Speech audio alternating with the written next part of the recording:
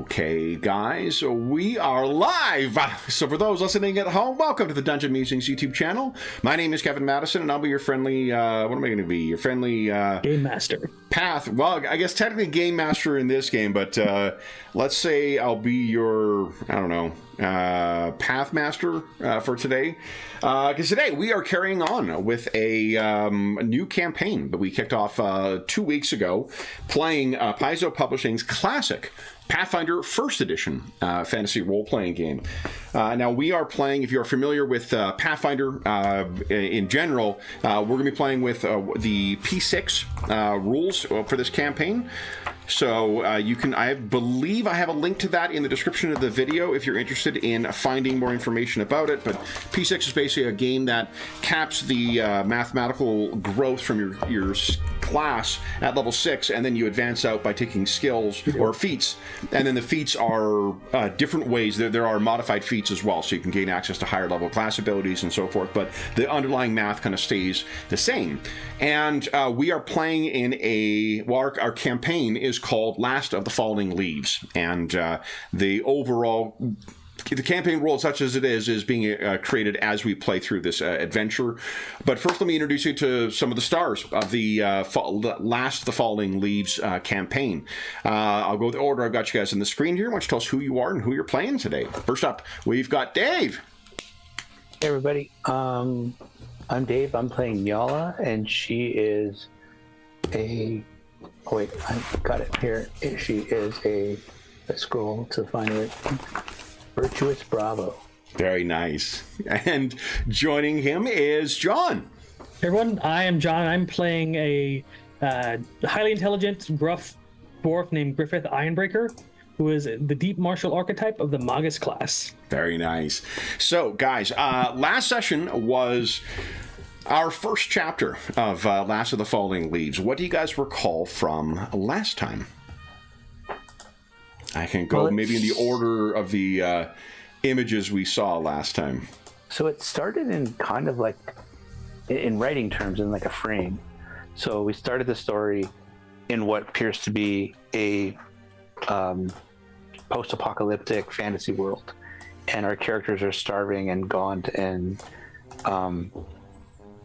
we get a little bit of time in that period where we've come across a... Was it a blight warrior or a mold? Remember? Yeah, it was one of the blighted undead. Blighted undead? Yeah. Well, they're not undead, I guess, technically, but they might as well be. Blighted creature. And we learned that they are kind of like a hive mind or a connection between each other that, you know, if one spots us, then they all potentially could know. So we did some sneaking around, and we're looking for some food, and I don't remember if anything really significant happened there. Did we fight something, or? I don't think so. You guys just talked, and then back to the past. Was it 567? 577 years earlier. 577 years earlier, which sounds a little strange for our human friend. Maybe even a long time for our dwarven friend. For the elf, for Nyala, it's entirely possible. But, John, do you want to take over from here? Definitely a single dwarven lifetime. We found ourselves at the capital city, awaiting meeting with our liege, Crown Prince Hugo Raphael Grindlehaus, who is the son of the Imperator, Nicholas Imperator. Yes. And he was to meet his father to be tasked with something very important. And we had to find him because he was not at his designated place. Mm-hmm. We did find him in the library, flipping through a bunch of books, trying to get as much knowledge as he can about what he thought was being sent out on a naval expedition to conquer an area that they've been in possible war with. It was breaking out in war. Rival empire, rival imperial power, the sovereignty of Zushar. Yes. And Griffith attempted to, figure out exactly what he was studying based on the clues for the books, but yeah, it was a very eclectic mix. He couldn't quite guess it. Then we took him to meet his father and found out unexpectedly that the enemy had sued for peace, and he was going to be a liaison or ambassador to them. And we would be traveling by the teleportation crystals, some ancient artifacts, which Griffith did not like the idea of at all. Didn't even like sailing? No. Teleporting? No. They use life energy in order to fuel the mages. Teleportation. Yeah. Yeah. The kind of magic in this world is lost pretty much on creation. We can use it, but we can't make it. I think we went out the day before we were to teleport to have drinks and meet with some of our fellow army personnel. Correct. The Imperator said everybody should celebrate, so we celebrated. We heard a bunch of rumors. Dragons. I think Nala got a present from someone close to her that was a magic belt of some sort. Yeah. Which Get your. I actually did make handouts for these, but let's see here. Where's the elf wizard? Another bit of lost magic item. Yeah, from that. Well, not even magic, but from one of the mysterious lost well, not one right. of a lost civilization called the Azamani. I think there was a Strix there that was meeting with her elven friend. An albino Strix, which was weird. Yeah. Who'd been a part of the peace negotiations. Griffith met with his friend who was in the ballista, or forget the specific designation. There was Otharian. Otharian was a friend. Yeah. Griffith's friend was in the artillery, so big cannons blow things up. And he had actually heard rumors that there was an enemy attack that punctured well into our defenses that had him on edge about this suing for peace. Yeah, that was Vag Amberheart. Yes, Amberheart. And I believe Victor, Jeff's character, also met with somebody. Yeah, it was a priest. Yes. I think that was where the rumors of the dragons came from. Yeah, that the reason for them suing for peace. If dragons are no joke, if they are real, they're dangerous, and you need armies to fight them. Mm-hmm. And apparently, there's an army of dragons, or dragons, or a dragon is an army amongst itself. Mm-hmm. And there was the Strix as well. There we go. And after we got to know the characters a bit more, background, motivations, and how they came to work with Crown Prince Hugo, Griffith was basically part of the army, at least 7 years before Hugo was born, and he basically was a mentor / tutor for a good portion of his childhood. I believe Victor was brought on after an attempt on his life, and I think Nalia too. Yeah, we talked about how everyone kind of came into service with Crown Prince Hugo. And so you did hear some interesting gossip at the Officers Club. What else, if anything, do you guys recall?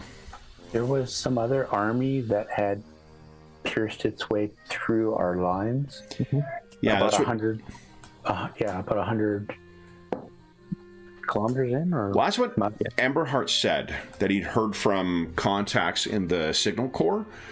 Yeah, but no one else seemed to be. Everyone else was celebrating at this event. Even Otharian, your friend, the War Wizard, he seemed to be going to be getting cashiered out, traveling north to study the Azamani ruins, and that's why he made friends with that Strix. Yeah, he was ecstatic, actually. So. Yeah. Trying to think.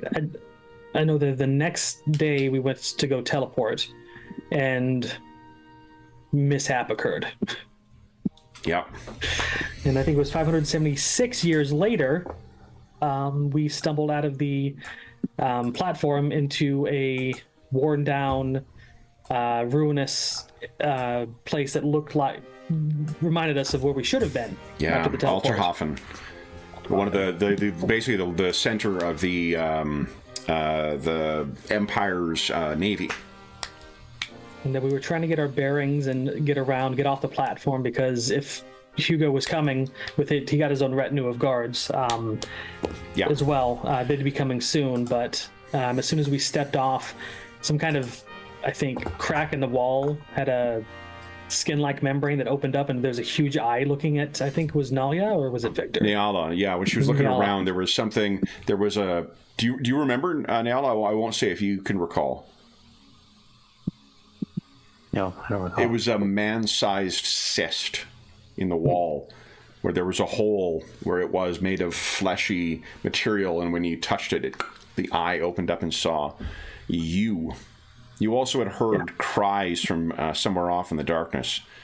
Yes. Right. And the last, let me see here. Thought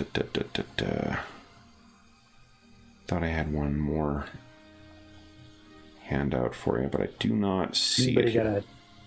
Anybody got a machine gun with a chainsaw on the end? I'd like to cut this cyst open and see what's inside.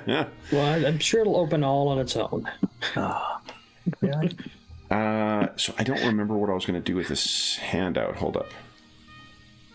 No. With the Imperator. Yeah, I think we've got everything else. I think Griffith did a kind of like a spell Arcana check to identify exactly how the mishap went, and time travel is not one of them. It's not supposed to happen. Yeah, like you did rely on your knowledge of the planes to kind of test what the let me get rid of this freaking thing here. There we go. Test the laws of physics, as it were, around you to see whether things were falling differently or magic was feeling different or whatnot, and it all seemed to you as if it was the same. Yeah. So no planar travel is what he can tell. So yeah. So this does not bode well. I think that we will open our session back there, and Griffith, from something you had posted on Discord, perhaps comments, "I should have taken a train." That's when, in the film version of our campaign, we would hear the shoot, shoot, shoot, shoot, shoot, shoot, shoot, shoot, shoot of a train, and our scene would flash back. It's definitely not the Snowpiercer, so that's good. 576 years ago.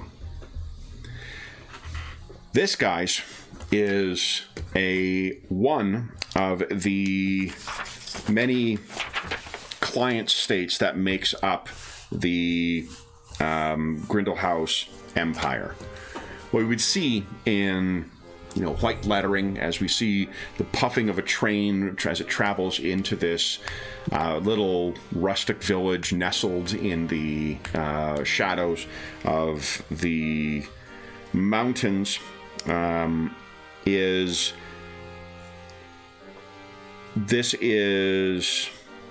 where is it here? Ligatna. I'll put that in chat for you.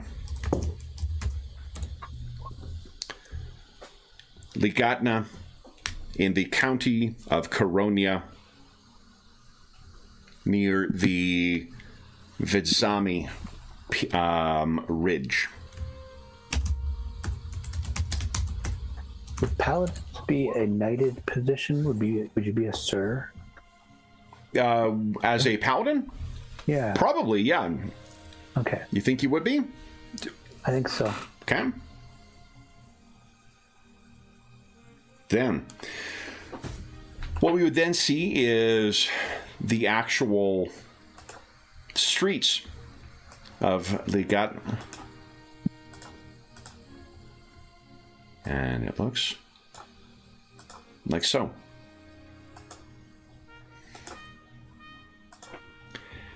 There is a huge crowd that is assembled in this square.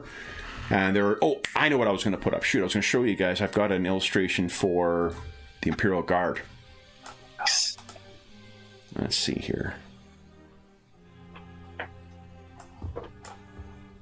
And remember, for the Imperial Guard that or the retinue that guard the Imperator and each of his family members, there are 3 elves, 3 dwarves, and 3 humans that always make up that retinue. There we go. Imperial Guard. There you go, guys.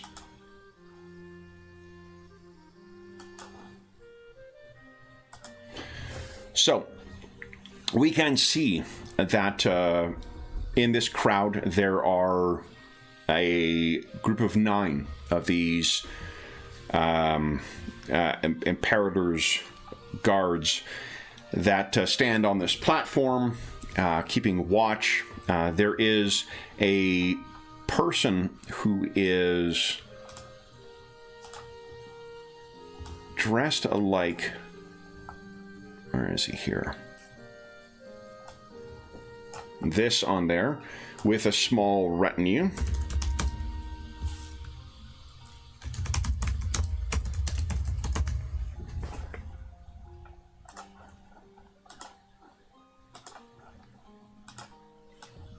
That is Count Marcus von Ozuls. Count Marcus is the ruler of the county of Coronia. He is waving to his people. You can see there are members of his guard there as well, who look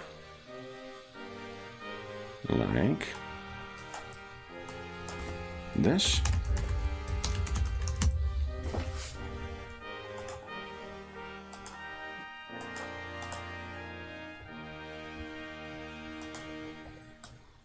They are behind. He is speaking to the... yeah, there's going to be a lot of handouts. We just need a way for them to come out in like animated form as they're walking. Like, So, Count Marcus is out on stage, and we can see that he is speaking to the collected crowd. Everyone seems very, very happy to see him. And we then hear the crowd roar as the Crown Prince takes the stage. And everyone is very, very happy. We see in the crowd, near the side of the stage, keeping watch, are the 2 of you. You know that at this circumstance, you will be part of the retinue that is keeping him safe, but for the sake of... Sometimes it is better if the bodyguards are not the obvious ones who are there, so having the Imperial Guard up there protecting the Crown Prince allows you to move through the crowd and keep an eye on everything else. Okay. This is the 4th stop in the county of Coronia. As you've been slowly... It is literally a whistle-stop tour on your way towards Kuldiga, which is the capital of Coronia. I'll put a couple other things in here. So the county of Coronia. Did I spell? Nope, not Carolina. Coronia. There we go. And capital city is Kuldiga. You still have 2 more stops. Well, 1 more stop before you reach there. That will be in the town of Chess.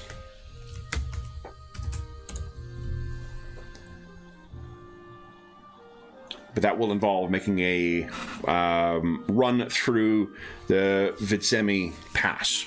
You are currently, the Vidzemi Ridge is the mountains that are here. There's a pass that cuts through it, which largely is what happens to divide the county of Coronia from one side in the east to the other side in the west. You also can see that the prince, as he comes on stage, clasps the count's hand. The count first goes to his knee as he is subservient to the imperial authority. The crown prince gets him to rise, everyone cheers, and he then goes and starts speaking his words. That is one. Which we've heard in like every town, so we can focus on our tasks and not be enthralled by the prince's speech. Precisely. I think you're the only one of us that gets enthralled there, Nelia. What are you guys doing during this time? I think watching through the crowd for anything suspicious or out of place. Okay. Well, Griffith, being as short as he is, would either be at the front of the crowds or somewhere in the back, circling, making sure that nobody gets moving around too quickly. Okay. Why don't you each give us a perception check, please? What's that? I love these sheets. I'm just not used to them. Whew. So, Niala, you did say you weren't going to be enthralled by him, but do you want to spend that hero point first and re-roll, or? Damn it. Sure. Go right ahead. Okay. Better. So the two of you are keeping your eyes out. I will tell you that. Are you both trained in knowledge history, or is only one of you? I am trained in knowledge history. Okay. What's your bonus? Plus 7. Okay. So you would know that the county of Coronia was several hundred years ago the kingdom of Coronia before it was conquered by the Grindlehaus Empire. The house of the family of Grindlehaus has over the centuries incorporated a number of different places, renamed them as counties or baronies or whatnot. But what you know is that this place is a it is an ally, but it is important because of the mining interests that are here. It is, however, an somewhat unstable one. The count is Count Marcus von Ozuls. However, he comes from a branch of the Ozuls from the western part of the country. He has a cousin, Countess Anita von Ozuls, who is... Yes, Anita von Ozuls. Oops. And Anita has as good a claim, it seems, to the crown or the count as what Marcus does. And it is not unusual for the Imperator to pick a favored in these kinds of local disputes. But rumor has it that the Countess is a sorceress or necromancer of some kind, or at least that's what the rumor is. So there is some concern. Necromancy. Marcus is Count Marcus is the favored one, and it is a testament to how challenging things are right now with two viable claimants to this client kingdom, that the Imperator has decided to do something somewhat unprecedented. And that is to return war booty. Something that was taken centuries ago when the kingdom of Coronia was conquered. He is doing this to make Count Marcus look like a more capable champion. Gotcha. The device is something called the Coronian Lens. And it is really spoken of in... There's not necessarily much that's written or known about it, but Griffith, since you have both, I think, knowledge arcana and knowledge history, you could give us a roll for either of those. Actually, you have history. Yeah, you got training in history too, Dave. History or... You should have knowledge history. I have nobility and religion. Oh, we switched it to religion, didn't we? I think so, yeah. Yeah, I think we did instead of at the start of the session. Okay. So, are you satisfied with that? You're going to know some information. We talked about this last time, but you're always if you got training it, there's going to be a baseline. You're rolling to see how much extra shit you know. Yeah, I'm definitely spending it because I rolled a 5 on that. Oh my goodness! So you got lots of way to go. Yeah. There you go. Nat 20, baby. So here's the thing: the Coronian Lens. I've got a little sketch here of it that I don't know if you can see. It is almost cool. A pedestal, or almost like a tombstone in a circular format, with a inlaid dish, and then there are strange. You see where those little legs are? Mm-hmm. They prop it up, and then embedded in there are a bunch of lenses as well. If you look into them, you can't see through them, but there is a very peculiar effect that happens when this thing is exposed to light. And it is that it gives off light of indescribable beauty. To the point where it's almost fascinating. It doesn't function the way that a prism does, where light comes in and it is diffused. It can cause the exact same lens can cause a different light to come out, even though all the other ambient circumstances are the same. It is not clear whether whatever the functioning inside this thing is magical or if it is something of that lost technology of the Azamani. What is known is that it was for... as long as recorded history has been, it has been a treasured, valued artifact. And it's said to have some kind of oracular, if you stare into the lights, you can see the future or otherwise, see knowledge. You start seeing your corneas melt. Yeah, and it has, to be honest, largely been sitting in the Vault Arcane for all the time since then. You guys are familiar with that from where the Gatestone was located. Mm-hmm. It's been sitting in there since it was conquered, so there's no skin off. Oh, go ahead. I'm going to assume that because he got a nat 20 on that, he was actually personally involved in making sure this was okay to give back to them. That's why he knows so much about it. Yeah, probably. Yeah, for a thing. And I think it's, in spite of the nat 20, it's still, there is not a magical explanation that you are aware of that accounts for what this thing does. Do we know if it can be weaponized at all? Or is it just... No one's really tried. Okay. When it was taken, it was part of the expansionist era of the Empire.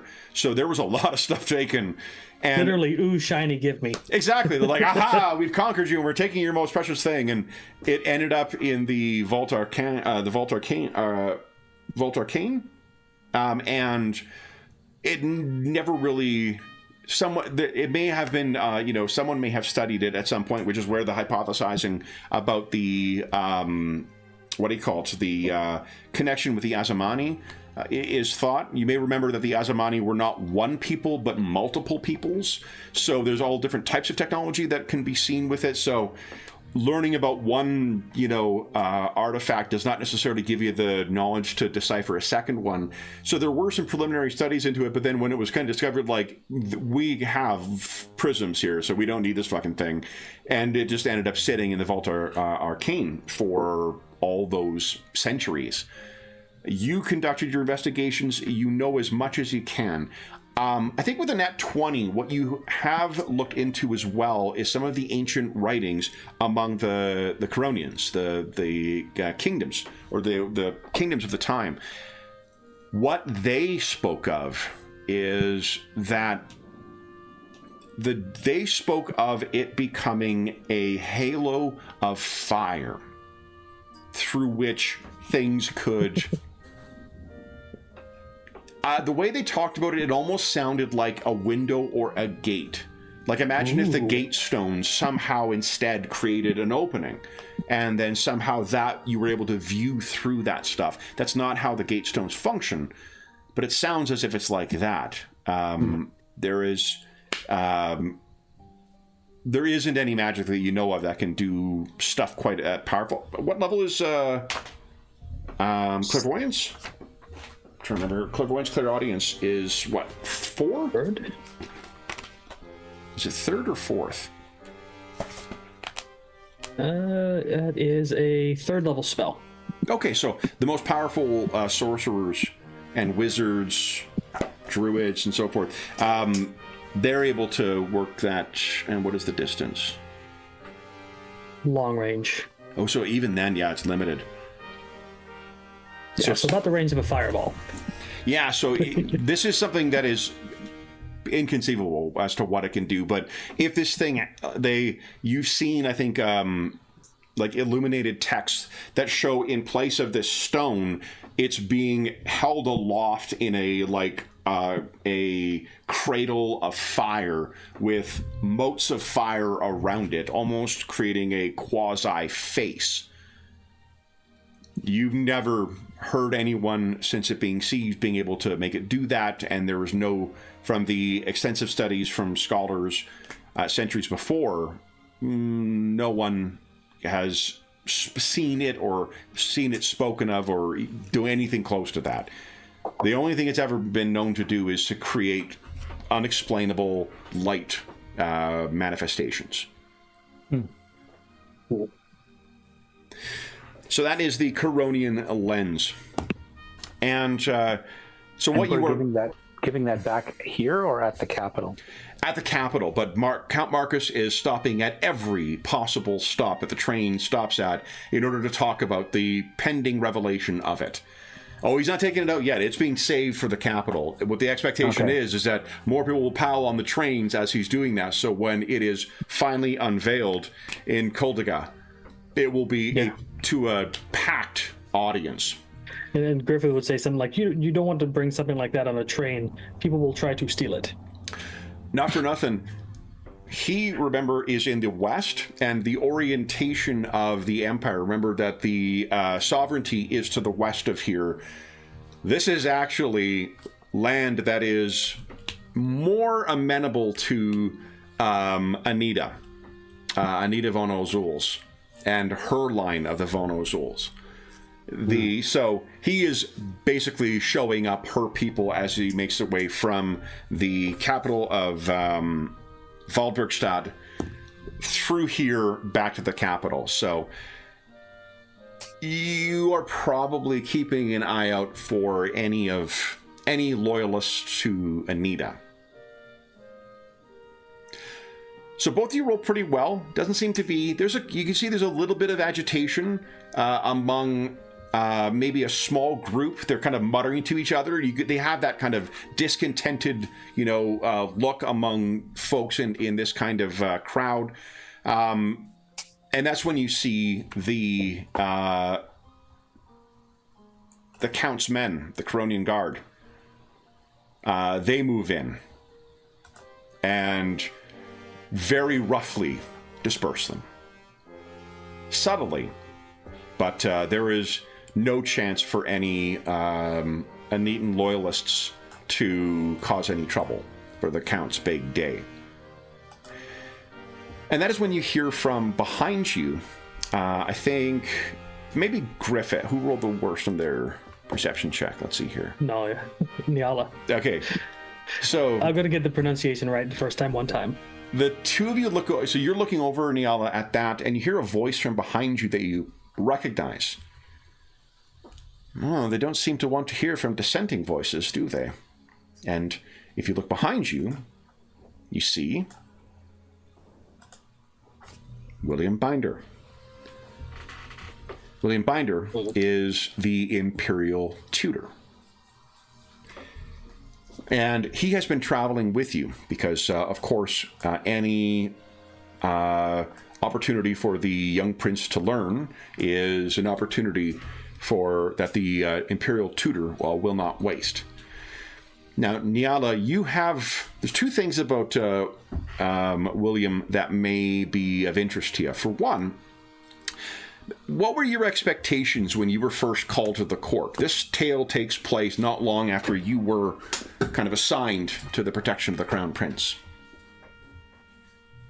Yeah, I think given that she came on right after a foiled attempt on the prince's life, she thought it would be a lot more exciting and a lot more dangerous. We seem to spend a lot of time staring at crowds that don't do much, and people who are either complaining about the Empire or complaining about, in this case, another local faction that, a separate family line or something like that. And it's, I don't know, just not boring, but it's not the dangerous job she thought she was taking on. Okay. So there's two things. I just need to check one thing here because I want to confirm. Oh, and right to the right page. Pathfinder, you're treating me well. Here we go. Great. So, two things you've learned. One, William keeps his hair long so that it covers up the slight point in his ears. He looks, not young, like in his teens or early 20s, but he probably, he could pass for mid-30s or so. He's actually pushing 70 because he's actually a half-elf. But he prefers to keep that part of his lineage. He does look to, when the ears are concealed, to passing eyes as he can pass for a relatively young human, but he's got a lot more years behind him. And Nyala, before you came to court, if you were asked, what would you say were the most important qualities of a imperator? What skill among all others would you think they would need to know best? I would say empathy. Okay. One of the things you found since coming here is the Imperial family. Well, I guess let me ask you this. Having seen the scheming and the politicking and whatnot that has gone on since you've become part of the Crown Prince's retinue, what would you say now is the most important skill? Deception. That may be why Insight. He's called the Imperial Tutor, but William Binder is also an instructor in the ways of espionage and statecraft. Not surprising. So when you see, how do you think Nyala feels about William? Knowing he is now, I don't think there's any, there isn't any bigotry or whatnot towards half-elves in the Grindlehaus Empire, but it does mean that you're in an empire where there's like 3 of dwarves, 3 elves, 3 humans. It puts you in a bit of an unusual circumstance. Mm-hmm. Well, she doesn't hide her ears, so she's proud of her heritage, and she's a little turned off by the fact that he hides his. Okay. Not turned off physically, but it's like he's ashamed, and he should be a little more proud of the fact that he's got elven heritage. And she's not big on spies. She understands that information is necessary, and now that she's sat in with the prince on specific decisions and listening him talking to his father, and that extra information sometimes is the difference between a scouting party getting killed or even an entire set of troops going to battle in the wrong equipment, or not the right setup, or walking into a trap. So she understands that information is important, but that said, how you go about getting it, he deals in darker ways and stuff like that she would not herself want to tread down that path. Okay, so perhaps in this bright sunny day, there's a little of a chill as he has suddenly managed to sneak up behind you and sees you looking at the people being dragged away. And the last thing he said was, "It does not appear they wish to have." I can't remember what I actually verbatim said, but something to the effect of, "I suppose they don't want to hear from dissenting voices." That's pretty much what you said. Oh, is it? Yeah. Pretty much verbatim. Yeah. I've had one time where I got an answer in something at trial, and someone objected to it. I'm like, no, he said X, and both the judge and the other lawyer were like, no, I'm pretty sure he said the other one. So I insisted on them doing playback because you can do that, and I was right. And it's one of those things where you really don't want to be fucking wrong about that when you are, but. Anyway, so that's good to hear. That's good to hear that I had it right. So that's what he says, and you turn around and he has that same friendly smile, half looking over his spectacles at you. He's like, it appears to be so. Depending upon where the dissenting voices are, there's a lot of people who could be dragged away today. I don't disagree, though it does seem that our Imperator's favored representative seems to be winning them over with news of the return of the lens. And those who can't win over spend time in a dungeon? I would not be surprised to see that the case. He cuts the figure of the conquering hero, does he not? And Count Marcus is very much doing that. You've seen his, very warlike accoutrement. He's got the weapons on him and whatnot. Pretty sure he's never set foot on a battlefield. A dueling court, no doubt. Oh. But that mustache is spectacular. So he does cut the impression of the look of a ruler. Not bad for a conquered hero. Oh, indeed. Damn. And then you see he steps aside and Prince Hugo steps up and he begins addressing the crowd. And you've only been with him for a while, Niala, but I think Griffith, when you're watching the last of the Coronian Guard dragging those guys away, there's a couple punches being thrown as they get into the darkness of the alley, and then there's a carriage waiting for them as well. You hear Hugo's voice, and you've been with him, I think, longest, right? I think 13 years, yeah. Yeah, so you've seen him go from a child up to the point where he is... he's encroaching on adulthood, and he still has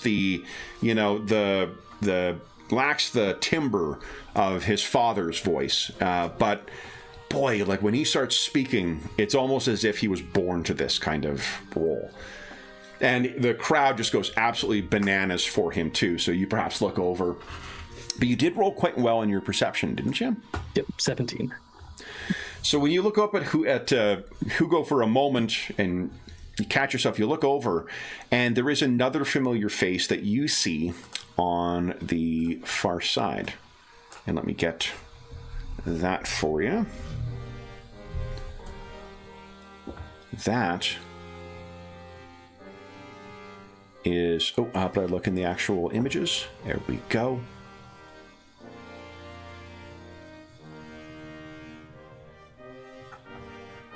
Where? Ah.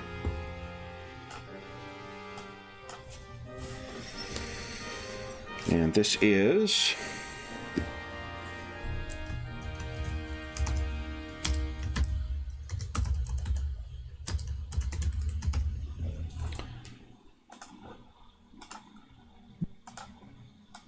Ser Jacopo.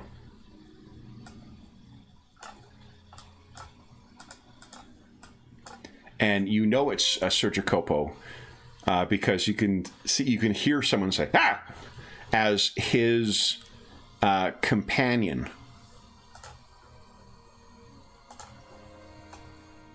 is not far from him, keeping an eye on his back as he is studying the ground. Ooh. Is that the trackers or the bounty hunters of the group?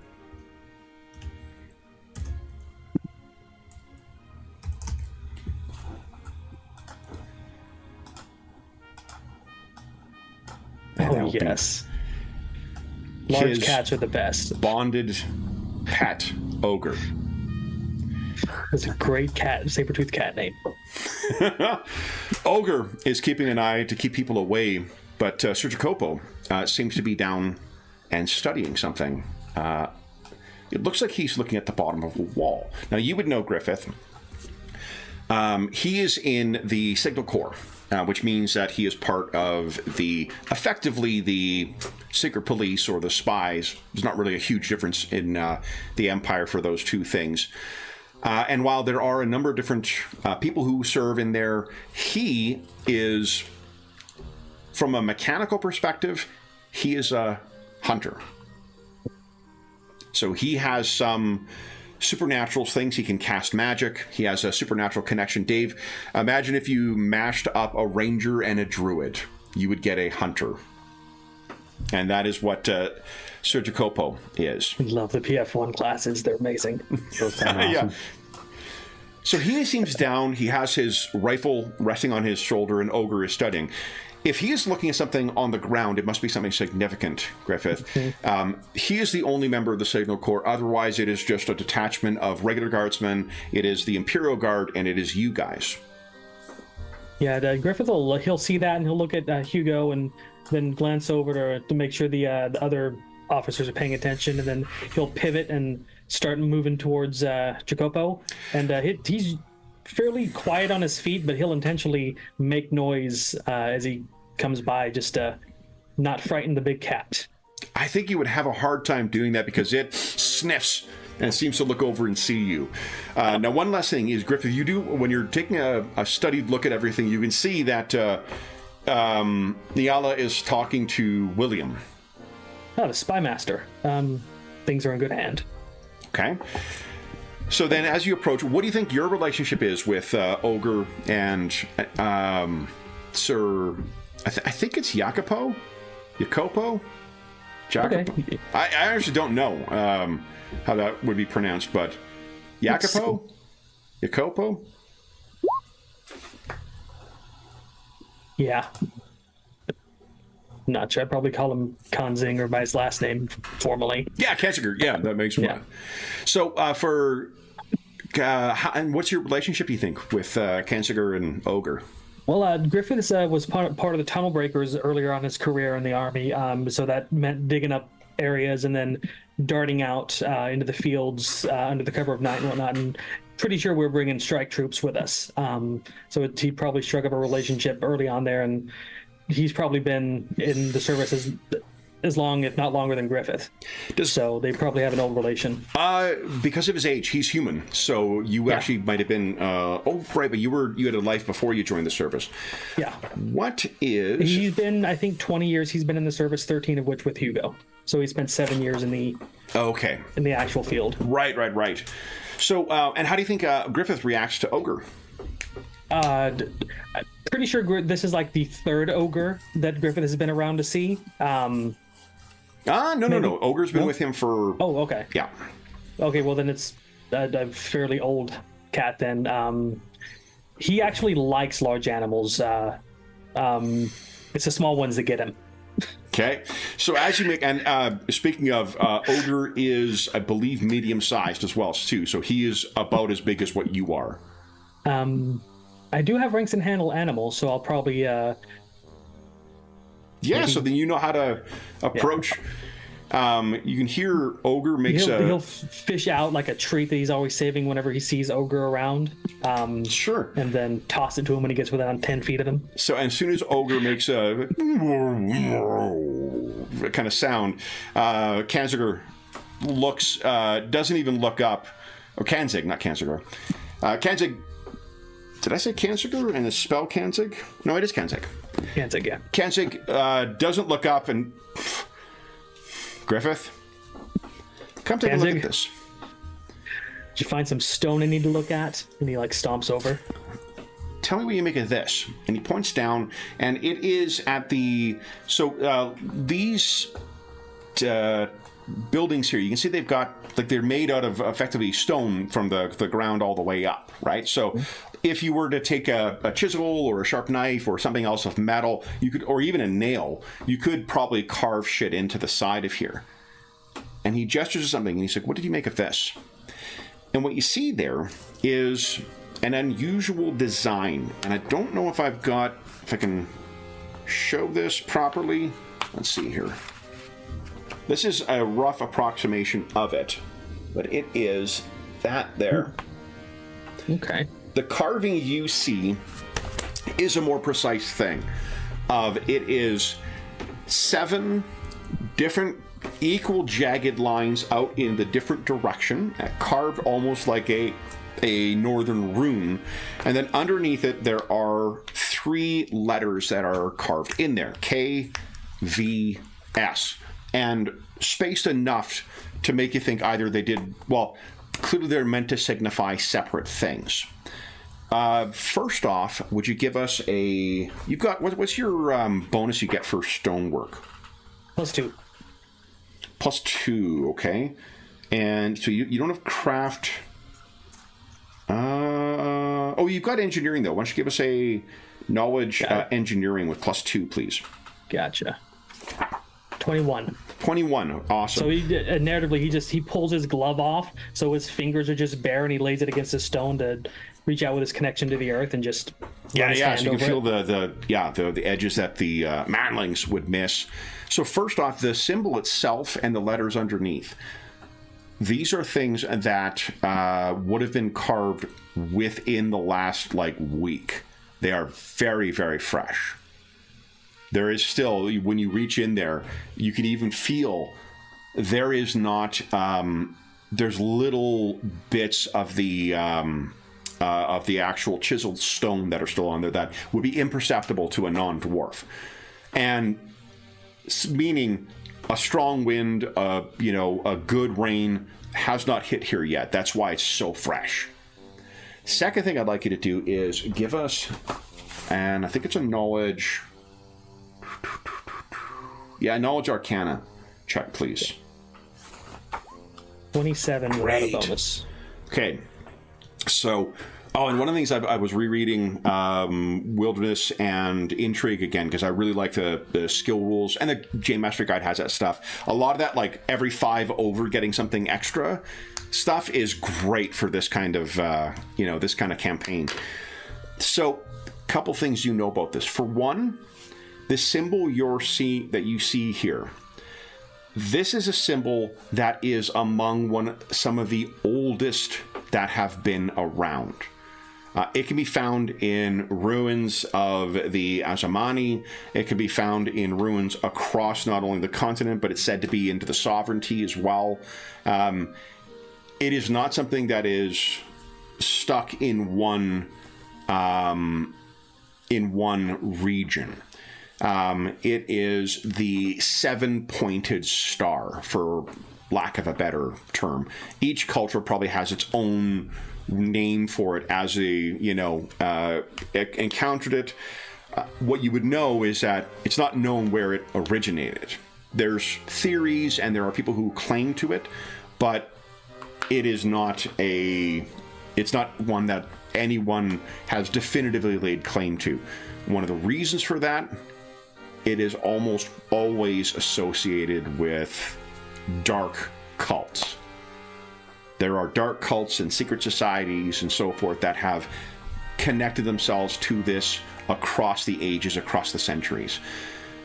And the thing is about it is, while it is prevalent across all of known civilization and seemingly back to the earliest stages of history, it's not something that has been claimed by any known thing. It is not a marking of devils. It is not a marking of demons. It is not a marking of any of the darker creatures that inhabit the sovereignty. It's not a symbol of light. It's really a symbol of darkness in the truest sense, in that it is truly something of unknown, but it recurs and returns. So kind of like represents the emptiness of the void, kind of? Almost, yeah. Like I think that there is the idea of the emptiness or the blackness or the void is where this thing stems from. But even those creatures that stem from that, or say to have connections to that, like the Fadelings, the Darklings, even they don't lay claim to this. Well, one question I have is it used in any kind of spell work of the cults that's popped up in, like focuses and whatnot? It is, and the magics that they work, it is unlike anything really that sentient species recognize. The laws of magic have been set down over the centuries and whatnot, and very likely passed on from one prior civilization on to your civilization and so forth. The way that, for instance, divine spells work is sort of understood, and the different variations of that. The way that arcane magic works and the various, permutations of that. Even the way that occultic magic, while it is not widely celebrated and it's a very unusual kind of thing, it's known to be there. Likewise for psychic magic. This seems to be something different. Last question I have. How well drawn is it? Like, is it graffiti, or is it well drawn enough that it could serve as a rune in an actual spell? Well, it's not something, I think you've got Detect Magic as a cantrip, right? Let's see if that is prepared. Pretty sure I do. Cantrips, yes. Okay, so if you wish to, cast Detect Magic, it may be the reason why Sir Jacopo... So he'll be talking as he goes along, and mention it's less than a week old. No rain has hit it; it's still fresh, and then his eyes will flare with like molten orange light as he casts his spell, and reach out with his senses to see if there's any magic. Okay, so as you do, I'm just quickly reading Detect Magic because I remember it has a specific way of working in. It's right 3 rounds. Yep. So on the first, initial couple of seconds, there is no magic on this. So no presence of magic. Okay. No. So that alleviates his concern then. Yeah. And you asked about how fine it is. It's fine enough to be able to make out the lettering, or the lettering that is underneath there. So the line work in here is quite good, and the spacing of it is quite good too. It's difficult to get such a complex symbol and paste those things out. But KVS that is under there, KTS. The KTS that is under there is a symbol for Cultus Tenebris Septum, Cabal of the Dark 7. One theory of this is that the 7 points represent the 7 secret masters, or the 7 Wyrms. It is a name. The KTS is something that, through the history of the Empire, one group or another has laid claim to it and always made use of that same symbol, the 7-pointed star. And it's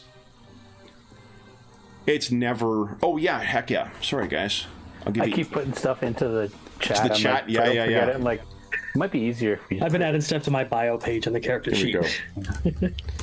Here are player notes. All players can access. And I think we've got a book, don't we? Let's see here.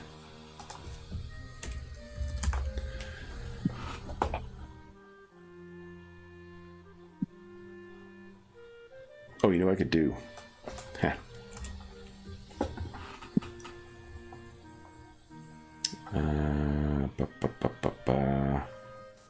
Where is it?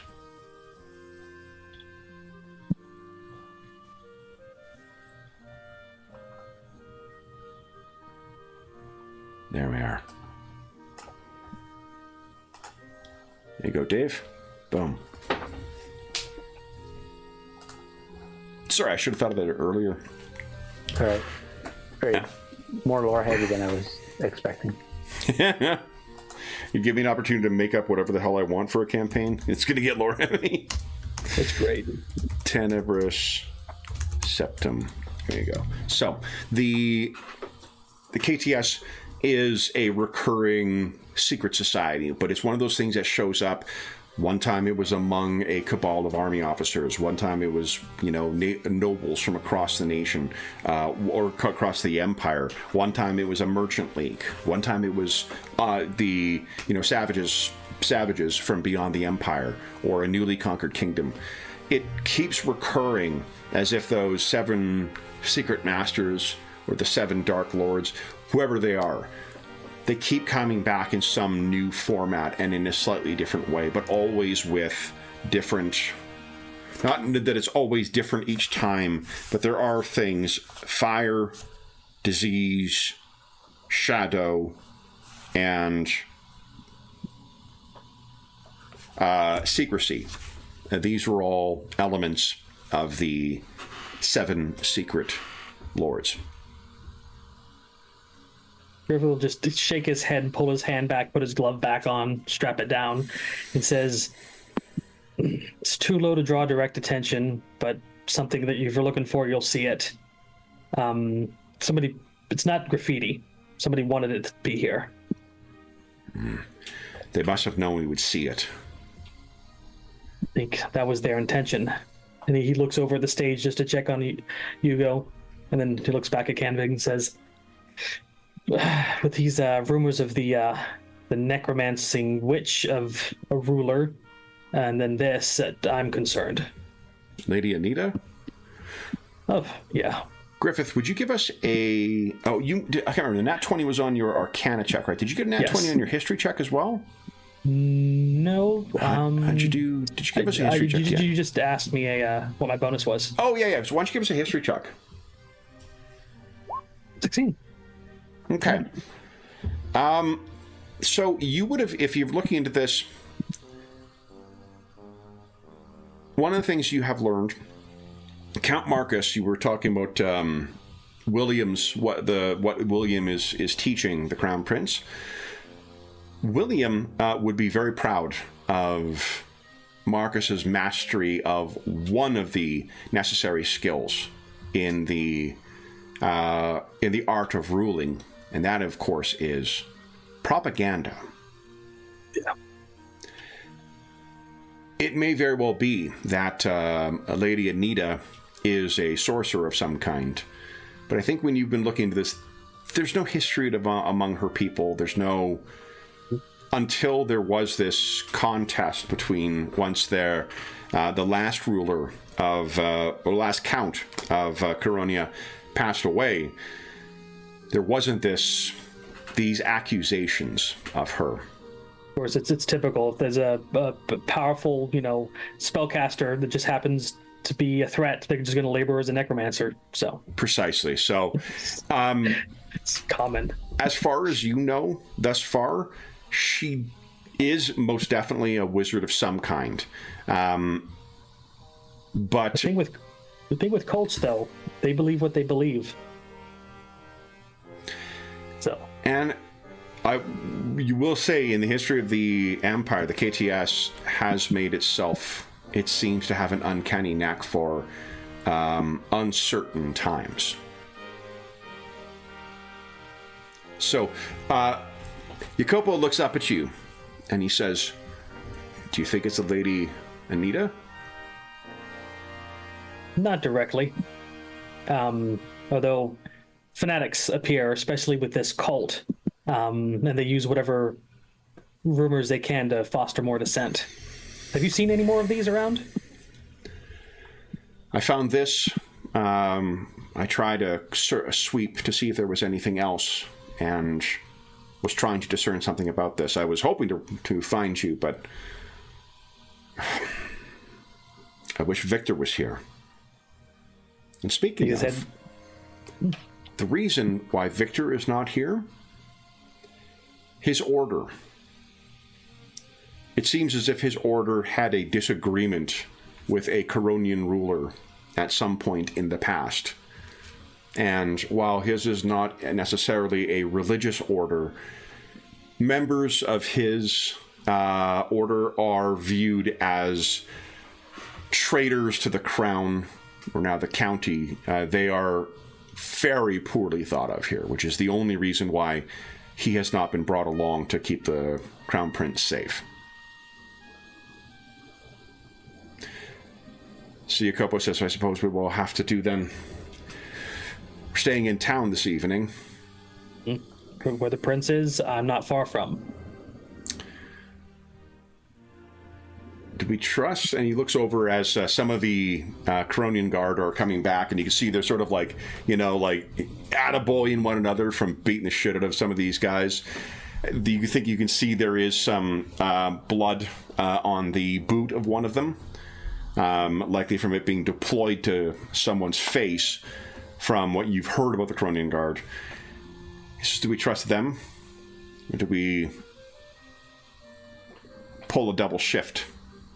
Watching the train and watching the residence or the hotel. Well, if you're asking me if you can take a nap now and stay up all night, I'm fine with that. Ogre kind of like... It's a shame the scent's too old. Ogre might have been able to follow it. True. Unfortunately, too many coming in today to witness this. He gestures up at the Count now has stepped forward and is once again speaking to the crowd. So Jacopo says, then what do we do now? Will you let me out? No? Oh, I will tell her. She's a little feisty today. She might actually enjoy a scuffle. And let's hope it doesn't come to that. I mean, the faster we see this done, the faster we can get out of this region. Yeah, it's getting more tense the further east we go. Indeed. I do know why we didn't take an airship. No. Trains are best. Safest, most trustworthy travel method. No. Jacopo laughs. He says, steel tied to the ground. Yeah. Why was I not surprised you'd say that? Then, dwarves don't bounce. I will double check and ensure that there was no marking. There's nothing else further, and I'll let you know if I see anything further. He looks up. Perhaps a run on the roof. Is the ogre going up there with you? Are you going to tell him he can't come? No. Just people may panic if they see a saber-toothed tiger on the rooftops. Oh, and he winks at you. We won't be seen. Yeah. And he whistles, and almost like he knows precisely what he wants. Ogre gets up. Ogre kind of, as he's turning around, he kind of hip checks you a little bit, Griffith, and it's done in a playful, kind of loving way. Yeah. For a human, that might have knocked him off his feet, but dwarves are stone steady. Yeah. Yeah. And he knows he can take the hit, so he turns and he heads off away from the crowd, somewhere where he can gain access to the roofs. And you look back over, and Niala seems to be talking to William still. Or more precisely, William seems to be talking at Niala. Well, Griffith will take the long way around just to circle back around, looking around, and then stop next to him. Okay. So, William has been making small talk during this time, Sir Niala. Are you accommodating him? Are you trying to put an end to the discussion? No, she's not going to be rude and try and put an end to the discussion, but she'll just, like 1-2 word answers. Trying harder to focus on the crowd, and she probably looks over and sees Griffith's doing something, and it's like, God, I wish I was over there. Yeah, what does Niala think of Sir Jacopo and... Let's call him Jacopo because it's easier. Jacopo and Ogre. She likes kitties, but not big ones that have big sharp teeth, so she probably keeps her distance and she's like, Griff, how do you get it to like be so calm around you? It's like it probably senses what she gets nervous and gets like how animals get a little on edge when they can sense that stuff. So yeah. But yeah, she doesn't mind the Jacopo or his team. It's my pure animal magnetism. So when you return, you get William kind of turns and sees you. Griffith. Griffith will straighten up and go, William, do you know there's cult activity nearby? I was wondering what you and Jacopo were you and Sir Jacopo were speaking of. 7-pointed diagram scratched to the stone, about knee height. He doesn't hide his displeasure at hearing that. The KTS. Indeed. That is... First you're hearing of it here? Indeed. It's not like for me to know something before you. Indeed. That speaks to either recent developments or a failure in my understanding. It's less than a week old. So something here. So, you rolled the 20 roll, was that? No, you rolled the 27 for this, too. Yeah. You would know it's also, like, they're in the same way that, like, hobo markings are kind of, left on places as signals. It's one of the ways of signifying something to fellow members. It wouldn't be said, they wouldn't intentionally be sending it to, setting up in such a way to have the locals know about that. And where Jacopo found it was, like, down low near the edge of a building, so... But it was facing the square, though. Yeah. So William says, now that is concerning. A group this... Yeah. I asked Jacopo if he saw any more, but he said that was the only one he saw. I thought initially it might have been set up for some kind of arcane focus, but no presence of magic. That is at least something. He's looking around. There are a great deal of windows, and there are a great deal of... people, if they're not mad at the treatment by the Count's forces now, I don't doubt that they will be soon. Our young prince has made a good showing for the people here. Perhaps it might be best if he concluded the festivities, retired. Indeed. Do we think to the train or to... I like the train. Jacobo mentioned possibly using 2 shifts to make sure nothing happens, and I think he's going to go for a run and then take a nap. So he'll be definitely watching over us tonight. Good. And do you think that... And he's talking to both of you now. we have... Go ahead, Dave. We have a... Sorry, I just realized you were going to say something else, but I was going to say, like, do we have a signal or something that we can, like, I imagine the prince looks over at us periodically to see, what we're doing, and, we have some kind of signaling system, like, hey, we got to wrap it up. There's, potentially a danger, or... Definitely. Between you two and Victor, definitely. I imagine he's more subtle in that way than, say, like, rushing the stage and yanking him off, or... Yeah. So, if he looks over, Niala, you're the tallest of the two of you. Do you give him the symbol or the signal? I was just going to ask Griff is it time? Should we have things ended? Almost week-old symbol doesn't. I wouldn't put too much thought into immediate danger. Whoever these people are, they like the darkness. They could be watching us now, but Isn't that a danger then, potentially? Maybe we should speed things up, maybe not cut it short. Okay. She gives the prince the symbol then, or she watches for him to look in their direction and then... Yep. And Hugo makes eye contact with you, and he nods, steps forward, and sort of puts his hand on the Count's shoulder. The Count kind of turns for a moment as if he's not used to being touched. He sees who it is and immediately goes back into deference role. This is a guy like I suspect you have been around him enough to know that he's exactly the worst kind of person to be a ruler, because he treats everyone beneath him. Anyone he can get away with, he will treat like shit.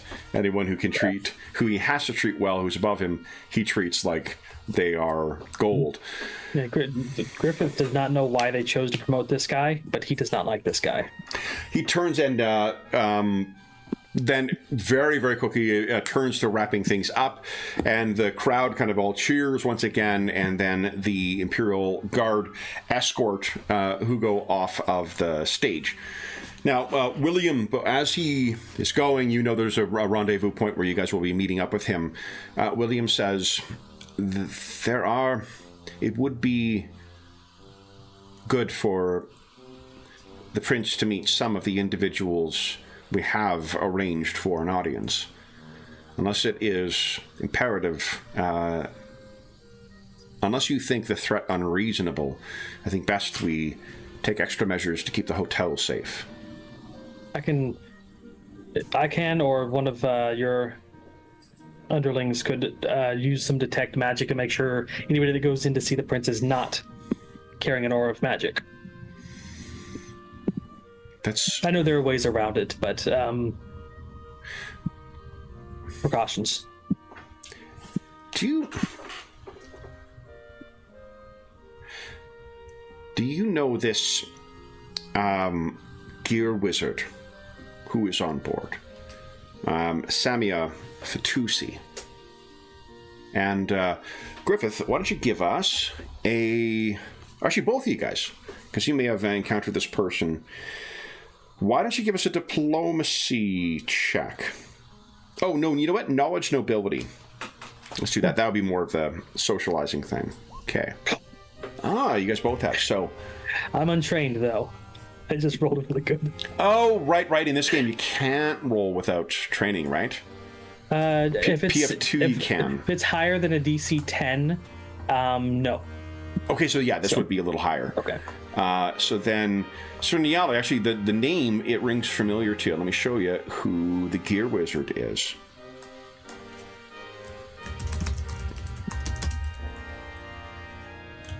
I'd put a rank in the knowledge nobility, eventually.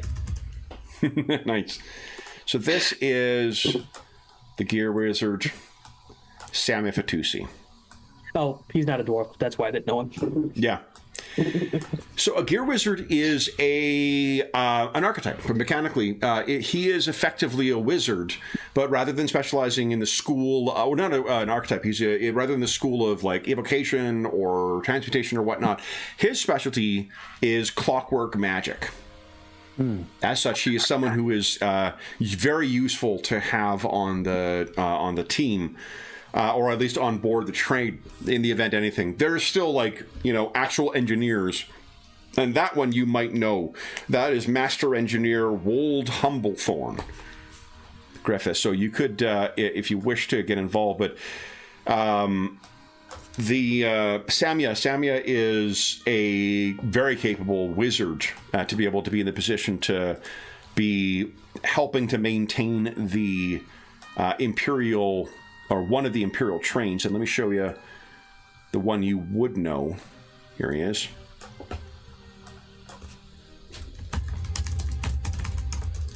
I love how you've integrated all these archetypes. This is great. Can't wait to see the siege wizards. Oh, yeah. So this is Master Engineer Wold Humblethorn. And the artwork. Where are you getting all the artwork from? This is amazing. Some of this is from PF2 stuff, and some of the stuff from other fantasy stuff, and some just searches. So, if you get access to the NPC Codex for PF1, I do. You got some pretty good. Oh, yep, there you go. I got my library for PF1 is pretty much complete for most of the, not the source books and stuff like that, but all the the floppies, the little ones, and whatnot. But yeah, and then. Okay, so the Gear Wizard, which is something from Deep Magic, and the Master Engineer is if he was to have a career, he might have the expert, or he might have the tinkerer from the Kobold Press one, whatever it's called, Expanded Paths, I think. So you would know that the master engineer is the one who keeps the train running. He's the one who actually operates it. He keeps the crew in line and all the other stuff. The Samia is the one who helps with the magical components of that. Samia also has a companion.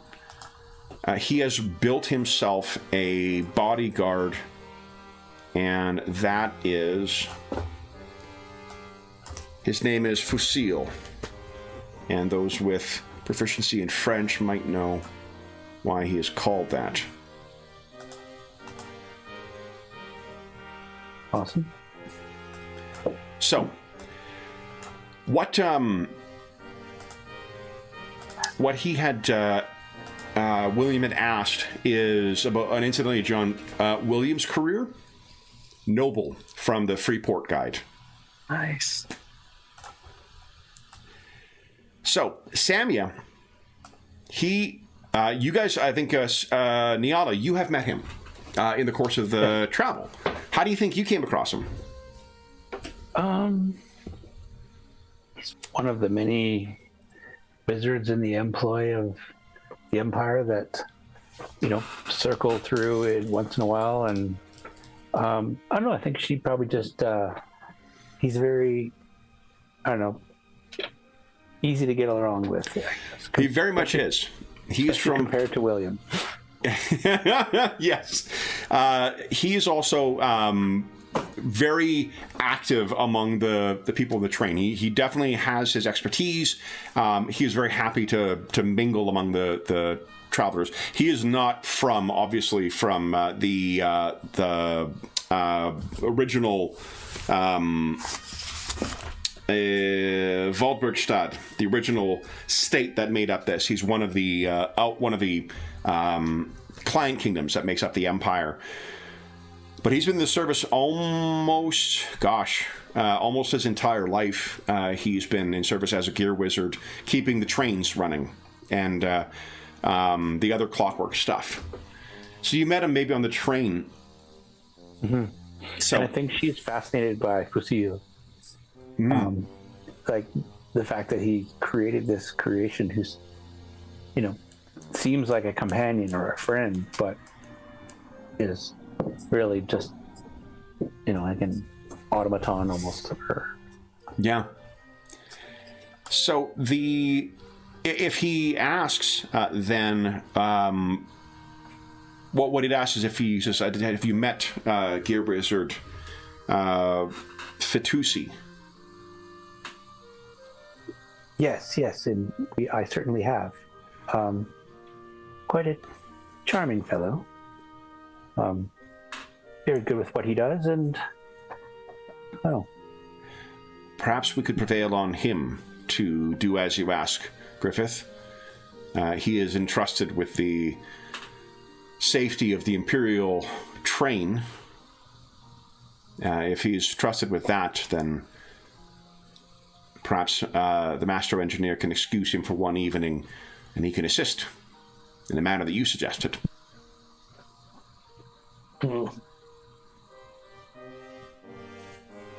Perhaps that's a good idea. I think so. I don't know if we need to raise alarm yet, but we just need to be a little extra cautious. I would agree. And we don't want to throw the prince off for the remainder of the trip, especially if there's not necessarily a threat. Well, he'll look at William and says, "There's always a threat. It's just we rarely see them get through." So, William then says, "Well, I do feel wheels turning here. If you would excuse me, I believe there are some old friends I should catch up with." It's nice seeing you around, William. And you, Griffith. I will see you this evening at the reception. Looking forward to it. Master Tutor. Sir Niala. And he turns and swirls off, and leaving the two of you. So what do you guys think? You know that for the time being, the Crown Prince will have obligations with some locals for meet and greets and whatnot. The Imperial Guard will be with him. It sounds like Jacopo is going to be searching for any other signs of the seven-pointed star or KTS. What do you guys think he should do? Well, Prince is occupied, but before we decide what we're doing, Griff, how long did you know that I was stuck there talking with William? He just grins. I saw him sneak up behind you. Ah, if you can't give me a warning, you could at least bailed me out and got me out of there. Tried. Your eyes were glued to the stage. Fine. Doing what we're supposed to be, I guess. But do we want to assist Jacopo and do some checking around the perimeter before the Prince leaves? Or do you want to go to the train and check that out first? I like the train. In fact, we should see what kind of defenses it has to make sure that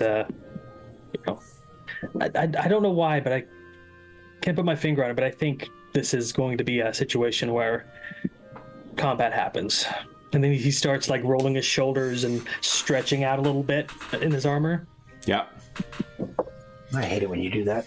Half the time you're right, And then he goes. and the other half the time you just get me worked up for nothing. So I'm 100% right 80% of the time. maybe 60. Anyway, so we know where the Prince is going to be. We know the path he's supposed to take. Do we want to go from his meeting place to the train and just check that out, or just go straight to the train? We should scout out the route. Okay. So the plan for this evening is he's going to meet with friends at sort of a local, noble's place. No doubt someone who is not in favor with Lady Anita and who wants to have a better thing. And then there is, he's going to be staying apparently at one of the, I said hotel, but it's probably not that. It's probably one of the noble's estates that he's staying at here. Mm-hmm. One of the manors? Yeah, exactly. And then tomorrow morning they'll be getting back on the train and heading off to your next stop, which is Chess. And so that is what his itinerary. This evening there's a meet and greet with just like a small group of nobles right now. Then there will be a reception and then dinner, and then he'll be sleeping there and then off the next day. So that's what you've got kind of in your immediate itinerary. But he will be occupied for now. So if you guys... I think the plan is, as far as other nobles are concerned, he's going to be sleeping at the manor house, but we're going to move him to the train after the party. So they don't know where he is. If you got a weird feeling, why don't we just go to the train and check it over one more time? We're going to get there eventually. Let's go to the manor house and then head to the train. Okay. So you're going to the manor house first and then the train? Well, we're going to scout the route from the manor house to the train and then investigate the train. Oh, I see. Okay. Now that Sure. you've got this symbol on your brain, maybe... There's only one symbol. Did you want to rope in Jacopo for this, or you're letting him get his sleep after he checks this immediate area? We'll see him before the events happen tonight, so we'll fill him in now. Okay. So the two of you head to there. Let's see. Why don't we use Besides, ultimate intrigue. Liala's scared of the cat. Yes. Not scared. Not scared. Just prefer cats to be Prudently respectful of ogre. Well, there's this creature called an Aurum Vorax that are. Yep. I'm not sure if they're in this. I'm assuming they are in this campaign, but they're metal-eating, eight-legged, like half cat, half weasel things in the tunnels, and dwarves use them like hounds.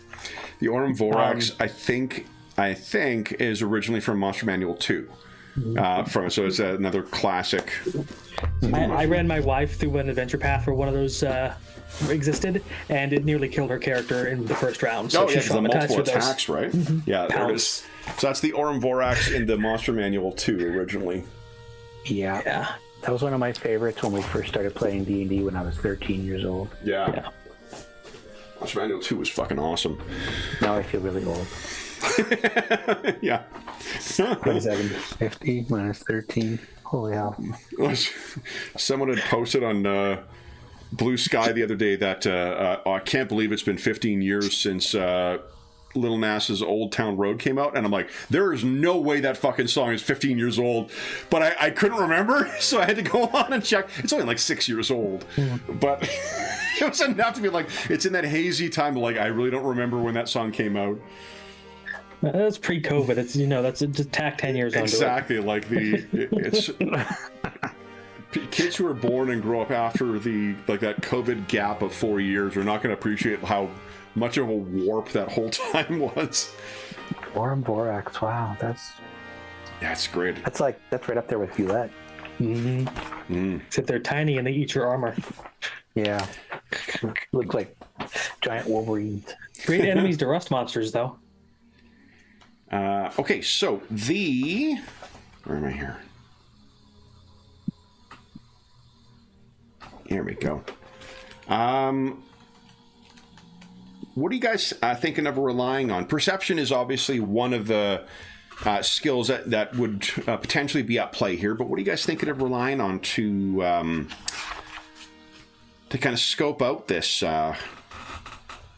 route? Is there any skill? Perception, what I'll probably do is, because it's sort of a general thing and relies on sub-skills, the challenge rating will be a little higher on that one, or the difficulty class.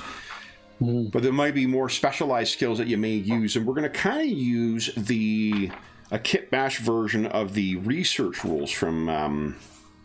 I was thinking, what knowledge would architecture fall under? Engineering, probably engineering, yeah.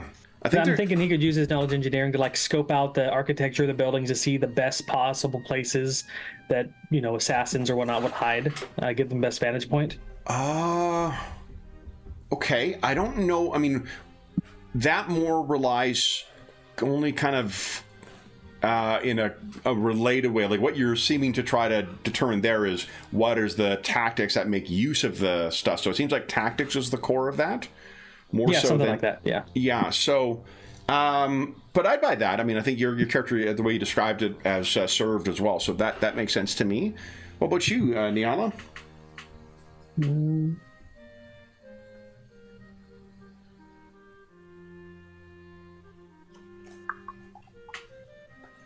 I don't know. I'm probably gonna I can't use something untrained, can I? It depends. Knowledge is usually no. Other things are specific, like use magic device, you need training. Disable device, you need training. Right. I think those are usually the limited ones, though. Everything else is. Well, I think you can roll. You know what? She might. Sleight of hand is another. Since you're getting a vantage point from ground level, I think she might do a little climbing and try and, climb a tree or a wall or something like that and try and get some vantage points from up above to see, like, okay, where would I try to hide if I was going to shoot a crossbow bolt or something like that, and fess out some of the potential spots that. Are you thinking climb, or because your climb's not great? My climb's not the greatest. No. What's your acrobatics? That's usually for jumping. Mm-hmm. Yeah, she might do some flips and jumps to try and parkour her way into some. Yeah. You could, as an example too, instead of the physical stuff, you do have a pretty great diplomacy. You could, in effect, do a bit of talk to people. Canvassing. Not quite gather information, but just for the purpose of trying to, canvass as much information as you can. Yeah, about the neighborhood, and if anybody's seen anybody around who doesn't really belong, or anybody new in the neighborhood. Yeah. And also, Survival? Would that be something you'd be like checking? Yeah, you're trained in survival. I think, isn't that what you need in order to track? Yes. Yeah, as long as you got training in survival, you can check for tracks.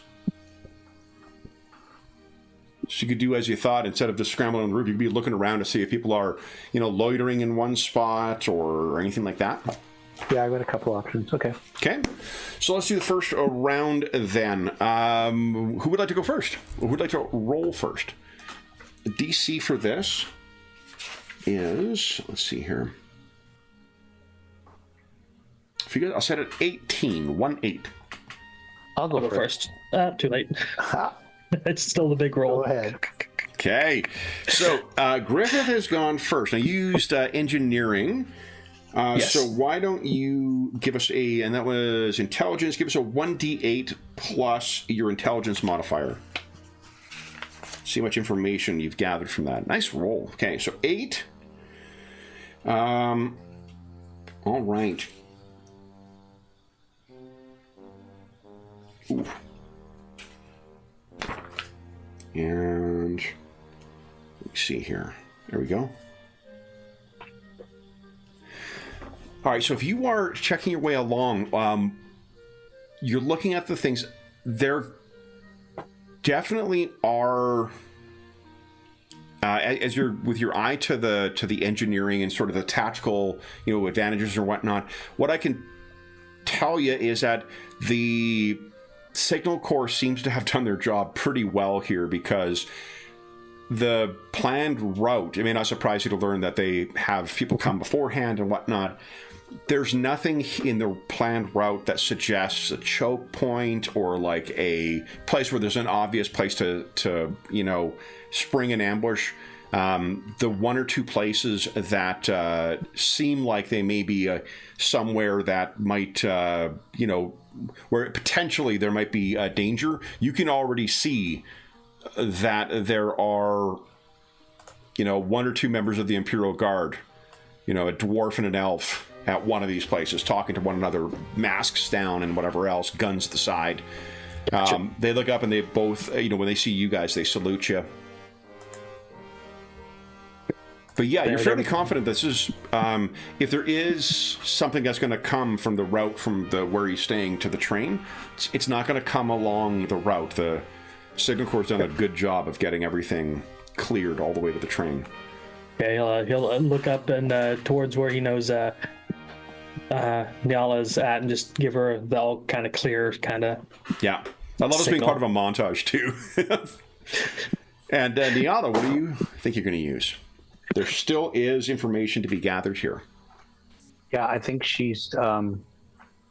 She might have gone up briefly to do some acrobatics, but I think she's going to spend some time canvassing the neighborhood and talking to people to see if, anybody new in the neighborhood. Have you noticed anything out of the ordinary? Okay. How ready are the dissenters getting? Yeah. Oh, nice. 25. Wow. All right. So then that is. Let me see here. Hate armor. Like, what's that? I'm trying to remember how much. Okay, rolls. Here we go.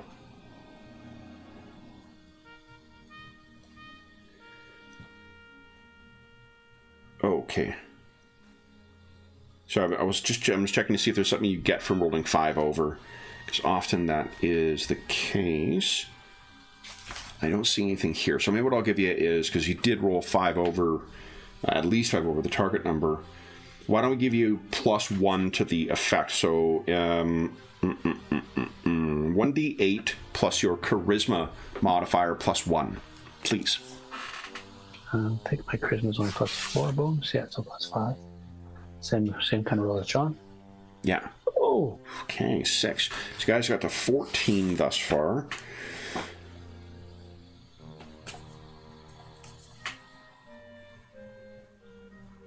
Okay. So tell us about what kind of things you're asking of the people.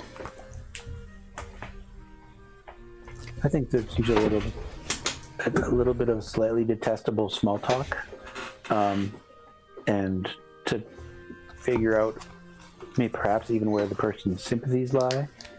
I can tell you with the fact that you are a paladin of the Matron of Night goes over extraordinarily well. You are the protector of those in need, in danger. You're the ones who make bad things go away. Yeah, you make exactly. Yeah. So you are very, very welcomed here. Everyone is very enthusiastic. You do not think there isn't a sense of animosity that you get from towards the imperial authorities. It may not surprise you to learn if you're sort of getting a sense that there definitely is not love for the Count. Not a great deal of love for Count Marcus. And in fact, you rolled well enough that if you opened them up to, how you sort of prime to make them feel that they are comfortable talking about something, if you were willing to do that, I think they would happily tell you that they think he is a absolute nightmare, and he has slandered Lady Anita, and he is going to be a terrible ruler. Yeah, and I think Nyala would be kind of reluctantly, very slight nodding when people are saying that, because she empathizes with what they're saying, and she sees what they see. And I think she's really just is there anything out of the ordinary people who've moved into the neighborhood recently, or that you've seen more than once walk into the neighborhood, who aren't normally a part of the community? There are certainly some of which,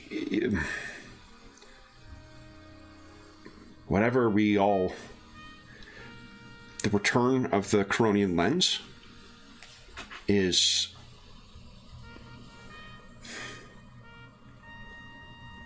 a piece of pride. I don't know how much you know our land, my lady, but it is a symbol of everything that is the heart of Coronia. And when she mentioned it, you realize that the flag is likely, it incorporates a stylized version of the lens into it, in fact. It is a real piece of national pride. And I think she would even say that. She's like, so that's why it's part of it's on the flag then? Is that correct? Yes, my lady. It's even, and for it to be, we do not question the imperial will, of course, and then they would be saying this because they know who they're talking to. But if Our Lady had been the one to return this, it is just more bad luck. How so?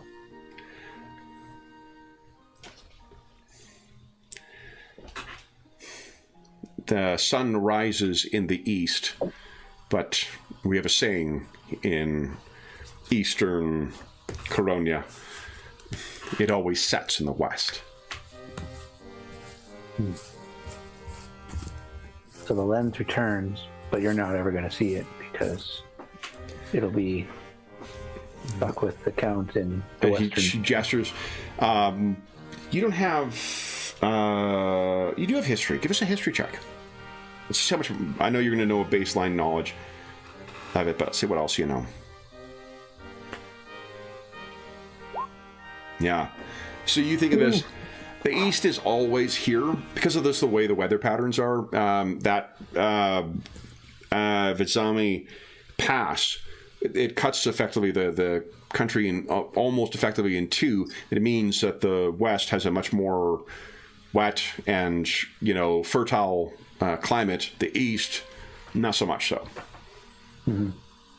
So the east just sort of always has a bit of a shittier, end of the stick.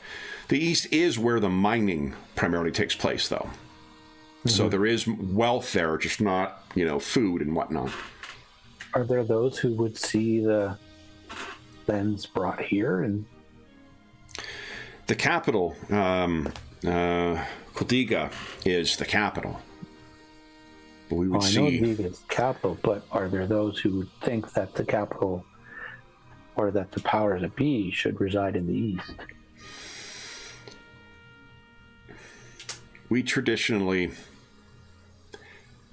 the accommodation between east and west is a rotating count. The east at one turn, the west at another. This will now be the third count drawn from the western line of the von Ozul family. In a row? Yes, my lady.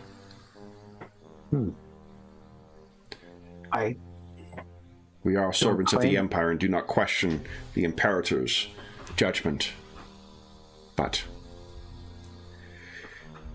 I will not claim to be able to make major changes in policy and overstep my bounds, but I will mention this to somebody who I know. so you need not make a sense motive check. There's a brief moment of terror that goes across her face. She says, please do not tell the guard. And she, of course, means the Cronian guard. Oh, nothing of the sort. Thank you, lady. No, I'm sorry. And she realizes she's grabbed you, and she says, I'm so sorry. I think it's one of those moments where Yela's like put their hand on her shoulder, on her arm that's kind of holding with her. Yeah. It's okay. I met somebody higher up, more influential. Nice looking too. She kind of laughs. So she knows I'm talking about the prince. Yeah. Yeah. Yeah. You serve the Crown Prince Hugo, my lady. I've met him a few times. You jest. And you can see she wants to ask you something, but she probably thinks it's foolish. Spit it out. Is he as kind as they say? Pretty close. Sometimes they exaggerate, but he's a good human. And I pray that when the golden age that will start with his ascension will shine on eastern Coronia as brightly as it has on the west. I think we'll see what we can do about getting things to shine in the east a little more. The blessings of the matron upon you, my lady. May you pass well in the night. You as well. And I think it is as you are... Oh, yes, first off, is there any other questions you had about that? Because that's you guys have got like 2 thresholds further up on what you've learned thus far. No, that was pretty good. Do you have anything you wish to ask Griffith? As far as the investigating the path? Yeah. I think if we got guards stationed there, and then there's the spy masters that came before to clear the area, I think his only concern would be local forces that might be a threat. But I don't know how much he would really give that much thought. He's not one to question Hugo and the Imperial guards much. No, I think if he found no blind spots or thing to worry about, then it's to the train. So as you guys are making your way towards the train, I think you can picture you're moving through an area. Maybe there's like a courtyard that you're cutting through. You've already made sure the path itself is safe, but this is just a faster way to get there, not just the safest. And you hear a whistle from above. recognize that whistle. You do. Griffith will crane his neck all the way up. And you see, gesturing to you is Jacopo. And you can see he and Ogre begin kind of making their way down. They've picked this courtyard clearly because it's an easy way to get down from the roof down to where you guys are. Ogre is down first and kind of stalks up towards Sir Niala and kind of sniffs in her direction. And once he hits the ground, Jacopo says, "That's enough of that, Ogre. Mind your manners." And he growls low. Griffith will laugh and step and say, "Friend, not food," and toss another treat at Ogre. Okay. Well, I'm actually quite good with animals. I just prefer horses. Sorry. So when Jacopo reaches the ground, he says, "Did they get word to you yet?" No, we've just been canvassing the streets. Did something happen? Nothing. Nothing to the prince. It seems as if someone was trying to pass a message to the crown prince, and they thought to do so through the guards or they thought to get past the guards. Fortunately, it was not the Coronians who caught him. It was the Imperial Guard. And we're holding him, and we have not let the Coronians know that we have him. He says he has a message from Lady Anita. It's very fortunate the Coronian guards did not get him then. Indeed. Did Nella share the bits of conversation with Griffith, with that woman? Yeah, she'll share everything except that little bit about an ear to the prince. Yeah. But, he'll say that I'm finding myself less and less inclined to like these Coronian guards. I'm not one to question the orders, but... Jacopo shakes his head. They are ill-trained thugs. I agree. It's I pity the Imperial commander whose units are supplied by them. Will you see to them? If I'm to be up all night, Ogre needs his beauty rest. And Ogre kind of disagrees with that. Yeah, but we can definitely go talk to the messenger. That will not be a problem. We have claimed an office at the station. After that, we have tried to keep it discreet as well. If you approach from the east side of the station, they should know to... Well, you will know who to ask for. We'll see to it then. Good. I'll see you this evening then. It's going to be a late night. Yeah, Griffith, as they're walking towards the station, he'll look at Nyala and say, "I'm not one to question the wisdom of the Imperator." Imperator, yeah. Imperator. If he's supporting such an uncouth count as this, one thinks that it's a double play. Food for thought. Yeah. How so? Just a thought in the back of my mind. This could be a, well, pardon my description, but a pimple waiting to be popped, and the Imperator is just waiting to do it. But let's see what the messenger has to say. Okay. Okay. We are 20 minutes past our mid-session break because I didn't want to take the break then. Why don't we take our mid-session break now, guys? Then we'll come back and see what you learn at the station. All right, cool. So for those listening at home, we'll be back in about 5 minutes.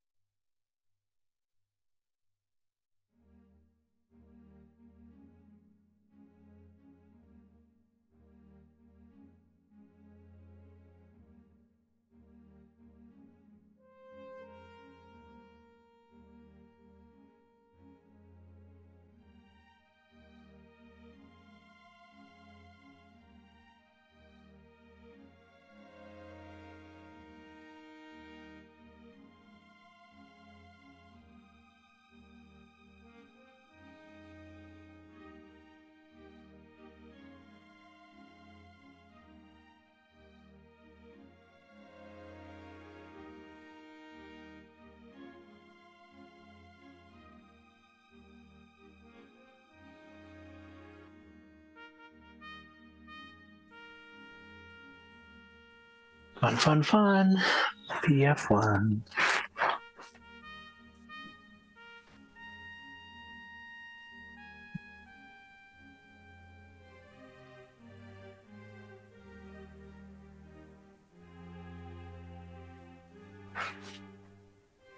Hey Dave, on the character sheet on skills, there's a column that says RT. There's some check marks down the side. Those are the ones that require training in them. Okay, yeah. So yeah. So I've got handle animal. I don't have disable device. That's fine. But all the knowledge ones require training. Linguistics. Yeah, knowledge is kind of special because if it's a DC over 10, like 10 is kind of like common knowledge-ish, but on the higher end of it, then if it's over 10, then you have to have training in order to actually get it. So Spellcraft. Spellcraft's good. Makes sense if you have. I'm not sure. Does your archetype trade out spellcasting? It doesn't. Cool. I think it's a bonus for Elven Magic, though, or something. Some kind of Elven Magic bonus, if I remember correctly. I haven't tried the Virtuoso Blade in actual play before. It hasn't been used in battle yet. So they are quite good, actually. Yeah. So I start with panache.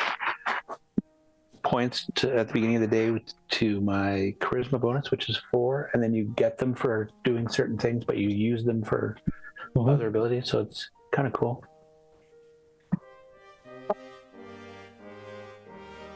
But I always like the swashbuckler. Yeah, well, and I was playing a swashbuckler in our Pathfinder game, but we didn't go very long, so. All right. On a slightly less relevant and more painful note. I jammed my big toe earlier in the week into the leg on the sofa and hit my toenail, and it's got jammed back, and I think it's come off because my toe has just been throbbing all day, and I'm like, I think I have to go and get it lanced and maybe have the toenail taken off tomorrow. Oh God! I once dropped a full-size turkey plate on one of my toes, right next to the big toe. Yeah, I lost my toenail on that one. Oh shit! Fuck. Not recently, though. Did you take any painkillers, Dave? No. Oh God! A little amaretto, but that's about it. That's right. The best. This is more sugar than painkiller. All right. So you guys were on your way to the station. Is that right? Yep. To go and talk to the messenger. Okay. So let's head to the station then. We'll pause for a If station. you're curious, Griffith has his own kind of idealized version of how the Empire should work. And whenever he's seeing that view kind of like not play out the way he's expecting, he's trying to reason as to why things are going this way. Yeah. Oh, he's thinking the Emperor's trying to pull like a double blind something or another. And y'all like, I think too linearly to really understand what you're going with that. So I'm just going to just let it go. I got to lean into the high intelligence and lower wisdom. It's not very low. I mean, he's got a 14 wisdom, but Yeah. No, you guys are highly capable characters for sure, and you, yeah, it's got. With given the relationship you mentioned with William as well, I imagine that like every time that Niala has something confirmed, that she's like, "Fucking William would be thinking this." God. Sure. So you arrive at the station. This is not a good ideal, marking. It's probably much more open. I could not find one that was really right on the money, but the tech level's about the same for where we're playing.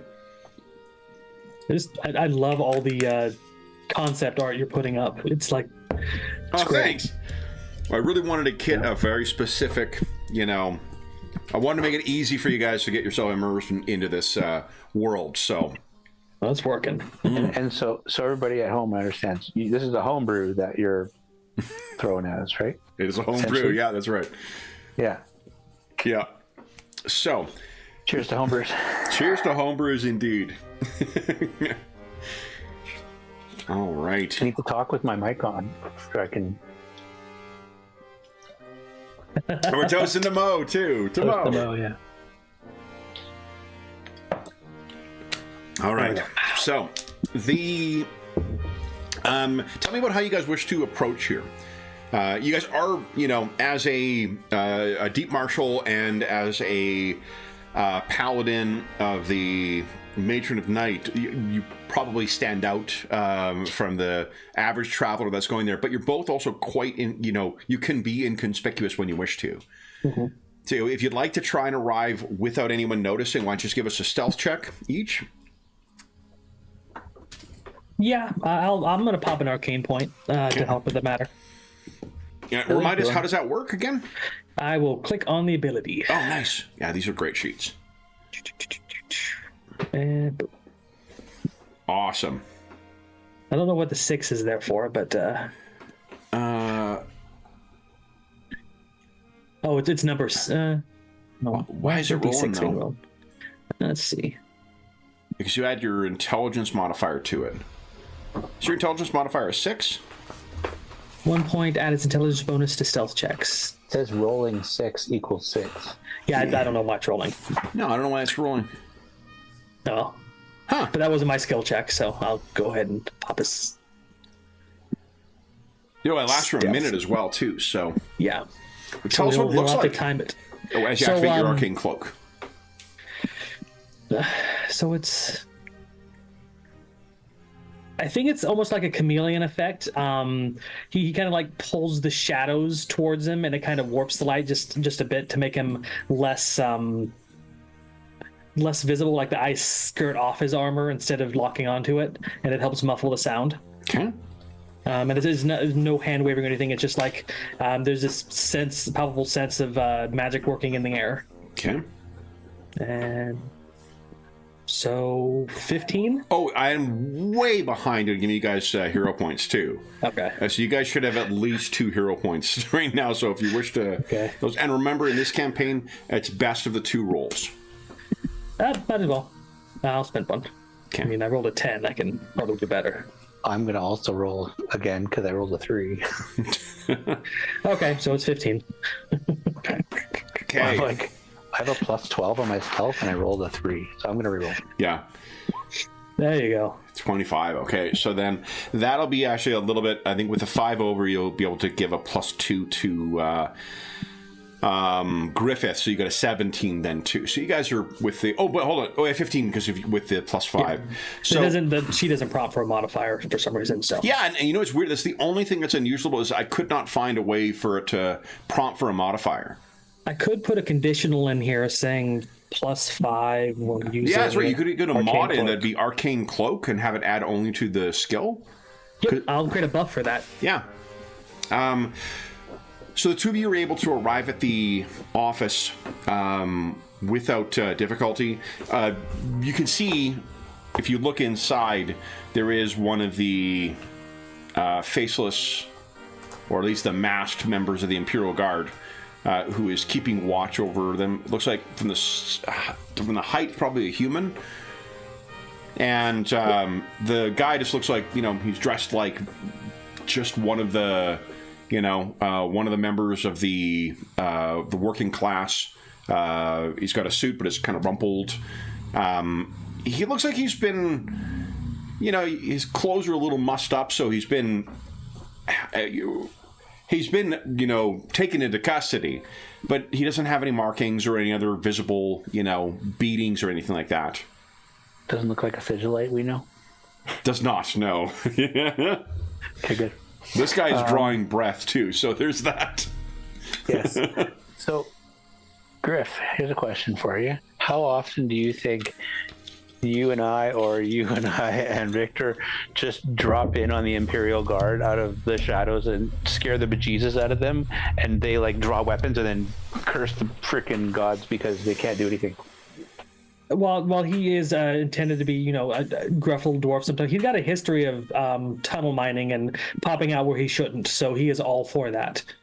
I think we do that probably way more than we probably should, and the prince is probably going to chastise us again in a funny kind of, I'm supposed to tell you not to do this. Part of my skill set. I have to practice it, sir. Yes. So if you wish to open the door and go inside, close the door, I don't think either of you with Niall's assistance, that neither the 2 guards who are watching nor the prisoner are going to have any idea you're in there until you choose to let them know. Yeah, I think that's totally it. And then it'll be Niall just walks out of the shadows and goes, "So what have you learned?" And everybody's like, yeah, so they're all kind of, my lady, and they quickly realize what they've, that it's you, my lady, and then right next to her, or sir, half chest height, his chameleon effect just washes off of him. Okay. Oh, and Griffith, or Ironbreaker, they probably call you. Sir,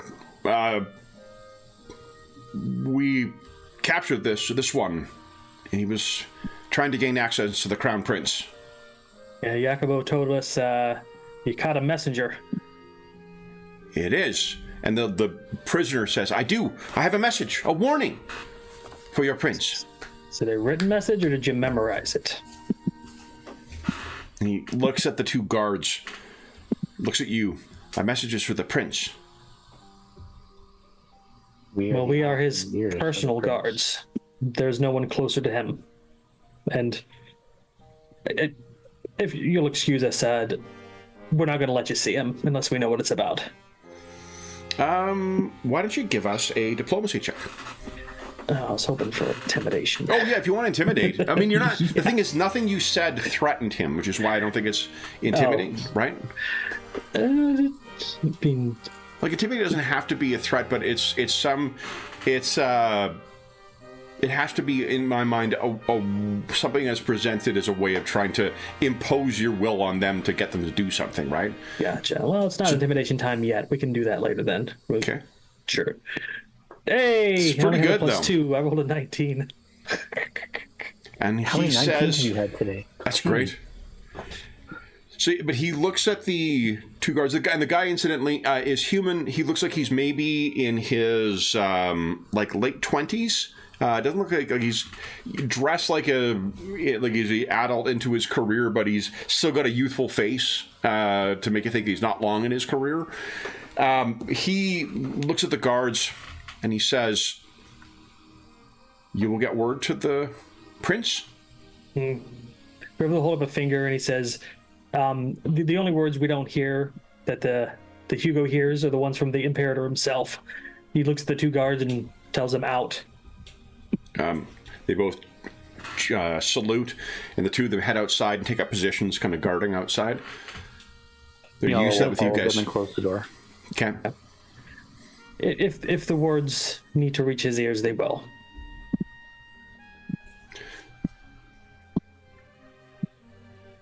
I bring word from Lady Anita von Ozuls, the true countess. Do you have means to prove that the words come from her?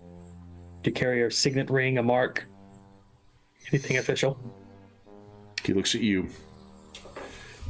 I have a letter in her own hand. Oh.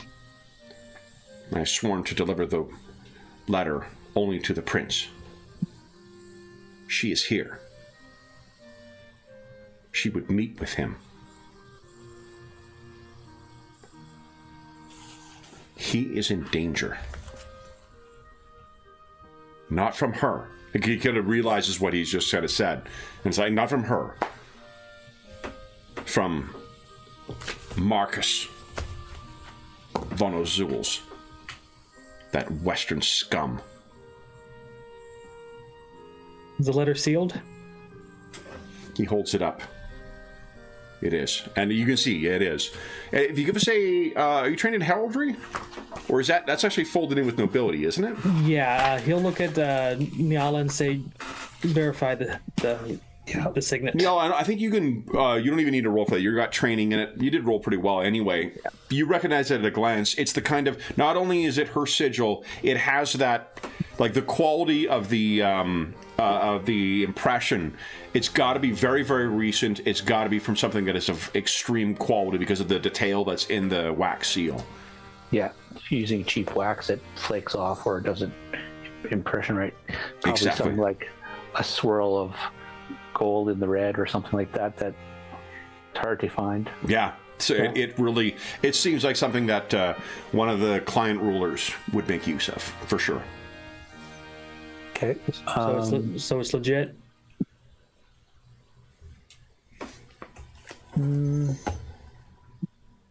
Yeah, it looks legit.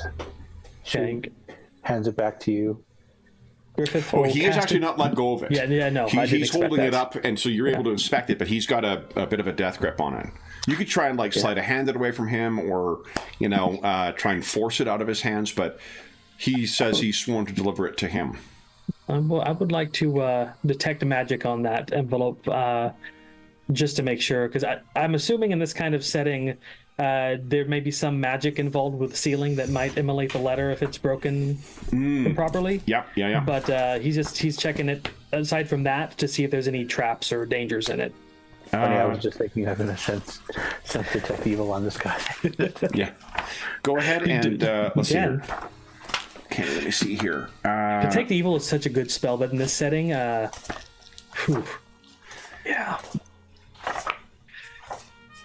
Let's see. I'm just reading Detect Magic again, refresh my memory.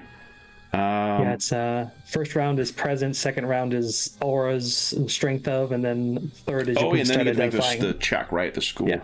Okay. All right. Well, I'll tell you. Let me just double check and. I was actually just on the Paizo forums today looking up questions about people asking, how does detect magic and evil work? I'm like, oh, I know how they work.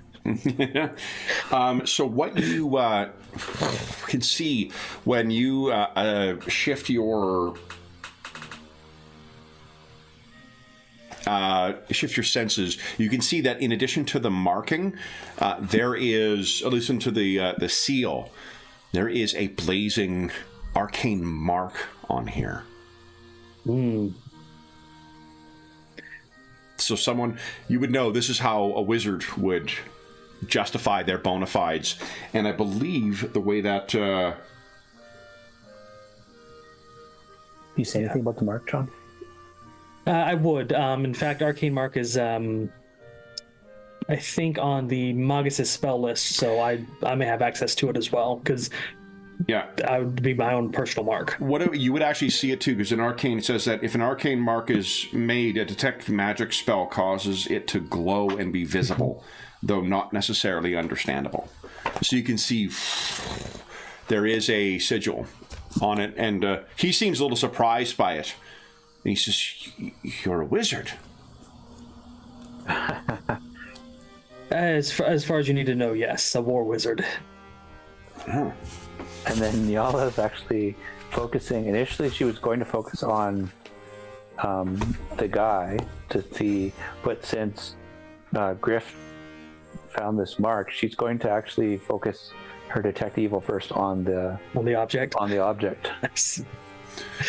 And it's very similar to how detect magic works. It's exactly like you would know if there is something inherently evil about it, or an evil trait to it, then you would detect that. Like if there was some kind of spell that had an evil trait to it, you would know that. Okay, so that would, if it's not an evil spell or... I mean, I've been waiting a long time to get a letter mimic into a game, so, I mean, there's that. Let me double-check the letter mimic's alignment. Hold on. I think one of the few situations where Detect Evil would detect it if the caster level was 5 or higher, and it'd only be a lingering magic effect. And it has to be recent. For Detect Evil? Yeah, Detect Evil functions like Detect Magic, so you can detect very lingering evil. No, but it would have to be an evil, traces. though, right? Yeah, it would. So, like the caster of the spell, it would linger for like maybe a day, but they have to be fairly powerful or an aligned cleric or something for that to even work. Well, I was thinking more along the lines of a spell intent on hurting whoever reads it. You know, like a damaging spell. That wouldn't even last. Not alignment, though. That's not alignment so much as it is. Like Detect Evil can sense lingering malintent, but it has to be of something sufficiently strong enough. Like in E6, unless you're 5th level or higher, you're not going to get off an aura unless you're a cleric or something. So. Okay. Yeah. Which is why I love P6. Yeah, for sure. Or a warlock from the Path Guide, whatever it is, the expanded paths. Yeah. So this would be.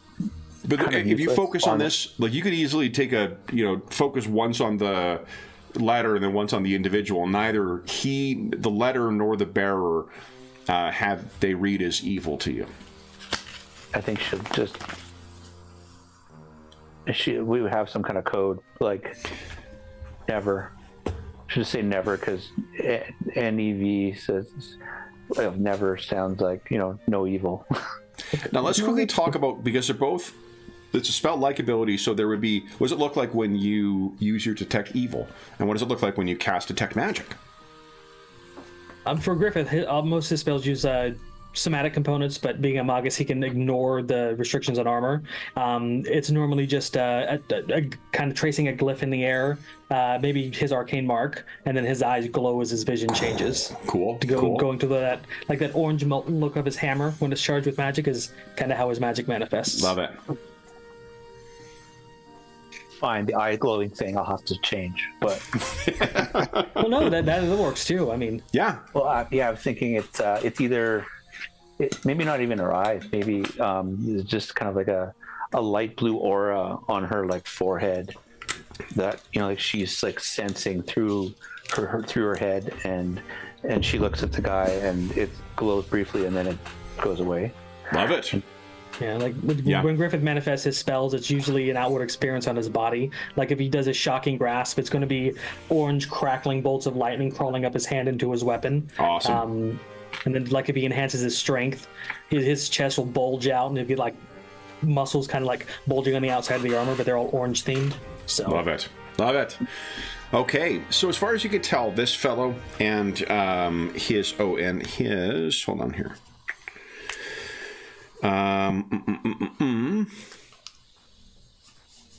Edgar's is his name. Edgar's he has a name. Balladis. There you go.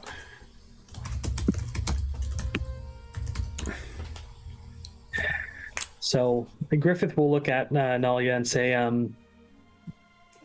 it will be awkward if we drag the messenger into the manor. Equally awkward trying to drag the prince out of the manor.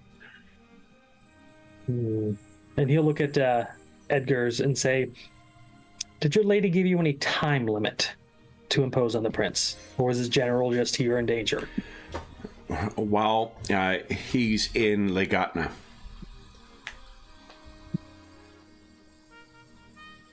We need to go to the manor. If he's in danger, he can be danger now. Which is why the path was not dangerous. Would you each give us a sense motive check, Yes. please? I was looking at that and I was like, okay. Rolling so many 19s today. Bam. Pathfinder Holy 1 is my smokes. game. Wow. So Griffith, when you mentioned that he may be in danger at the manor, Edgar's kind of shifts like he's going to say something ever so slightly, and then does not. Okay, this time he's going to look at Edgar and he's going to give him one of those evil eyes and say, spill it, boy. Give us an intimidation check, please. Yeah. Maybe the hammer is on the shoulder, and he looks and he says, the danger is not here. In this particular city? Or in the train? It's not going to get him enough to... He's already told you probably some of what he would say his lady would tell him. So you have got a lot more out of him than what he would like for you to know. It's not quite good enough to get, him to completely betray his lady. Okay, so if the threat isn't Marcus and it's not here now, we can wait for the prince to leave tomorrow morning. When he arrives, you can meet with him. Is that fair? I will wait as long as necessary to see my task completed. You can just see Griffith staring at the boy and he's like grumbling loud enough. It's like rumbling in his chest. I don't like this. Yeah, and you can tell from the sense motive, you can tell the kid is, whatever, other things are going on with the kid, he definitely seems to mean it. Like, he means it as much as what any, the most dedicated to his ancestors dwarf would feel. Griffith knows he's warring with his idea of duty and how far he's willing to push it, and he's not willing, unless Hugo's life is actively in danger, to hurt an innocent. So he's like, Would you trust us to deliver the message right now without you? Take the letter to the prince? Because we can't bring you into where he is, but we can bring the letter to him. Well, we could. It'd just be very difficult. My lady instructed me to deliver her message to him. You may remember he said that he needed to speak to the prince before, not that he needed to deliver this message. So you guys have already got more out of him, even with him revealing the note, than what he likely intended. He trusts you guys, and Griffith, you would recognize with that incredible sense motive roll, like he's bound by his word to turn this over. That's the last thing that he was tasked to do. Griffith understands oaths, and it's probably, he probably swore on his life that he'd do it. Are you hungry? He looks up and kind of nods at you, Griffith. You understand? Are you hungry? He looks a little disarmed. Thirsty? And you can see Prince he's isn't thinking, coming. Griffith, you can see he's thinking at first, it looks like he's wondering whether, like, are you trying to drug me or whatnot? And then he's looking, the way he's looking up and down at Niala, he's taking in that, like, well, she's a paladin of the Matron of Night. Like, Taking care of people. Like, I'm more likely to hurt you than she is, so. if you say that, you kind of... Yeah. It has been a long day. The prince will not be here till morning, so unless you have some He'll look innate at the ability Allah. to not eat and drink, I would eat and drink if offered. Thank you. Can we trust you to remain here until we come back? no, she just opens the door and leans out to some of the guards and said, "Find a servant. We need food for 3 and some water." They salute and head off to find it for you. Or one of them does, at least. One of them remains. Yeah. You close the door, and the Edgar's looks. He says, "You're staying." We're guarding this message. You. He nods with, like, understanding. Very well. So you guys may remember you are expected at the reception this evening, but you guys have several hours before that has to happen.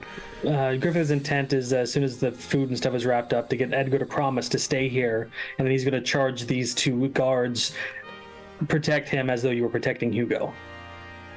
Yep, that's fine. Okay. I just figured we'd do something nice and, Sure. you know. Yeah. What you find is he actually lives and works here. He is a local, and he apparently, you learn about, he runs, there is a family shop. Oh, you know what? I get to use a random table. Let's see. Not those. The Countess is quite loved by her people, it seems. Oh, definitely. Let's see here.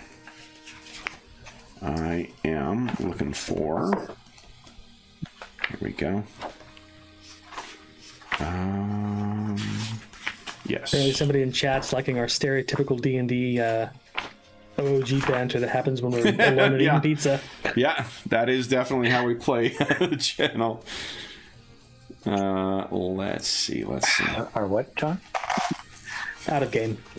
Oh, The aside bullshitting that we we do is assume what they're referencing.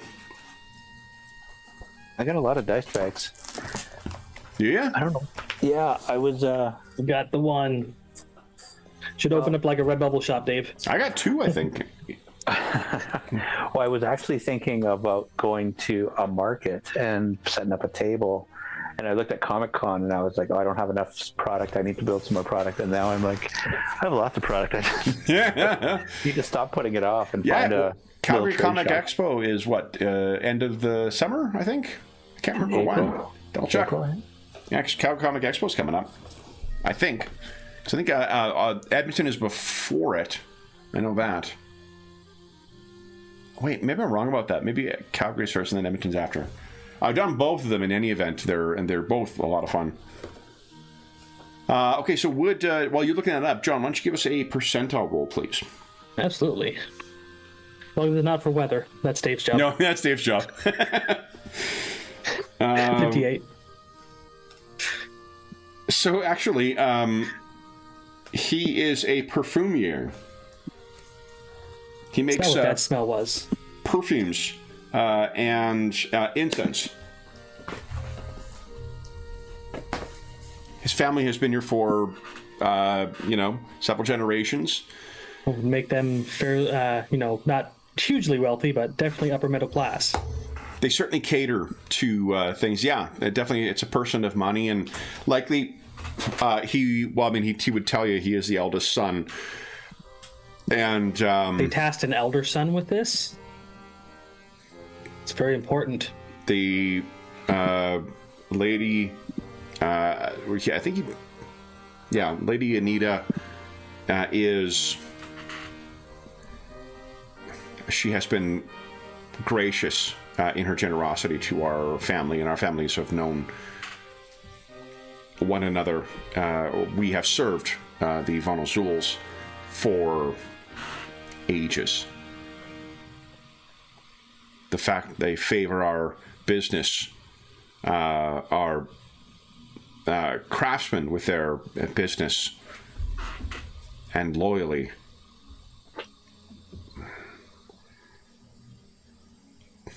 They would. This is a small and paltry way that we can offer service to such a great and grand leader. Griffith looks at Nell and says, I wish the citizens of this town gave as much deference to their leader as this one does.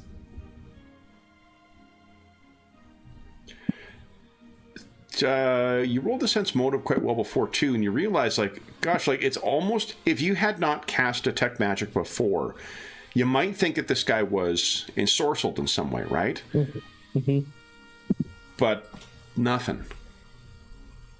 There are ways to, get past it that Griffith would know exist, but he doesn't function on that level of paranoia. Mm. So, you finish your meal with him. Any questions that you have of him otherwise? No. Well, Griffith is more like, I wouldn't say simple-minded, but more down to earth and common sense. He's like, "Can you fight, boy?" I mean, I've been in a street fight, but not in a war. Well, if Hugo is in danger and somebody wants him not to know, it'd be better if you were skilled in war. He looks embarrassed. He's just, no, He's a messenger, Griff. It's also, I mean, he's a perfumier. Like, this kid's got to be skilled in a kind of chemistry and whatnot, but it's very unlikely, apart from whatever street fights that he may have got involved in when he was growing up. Griffith says it's nothing to be ashamed of. Even as dwarves have people who don't engage in war. Even we have weaklings among us. Not the weaklings, just differently abled. Yeah.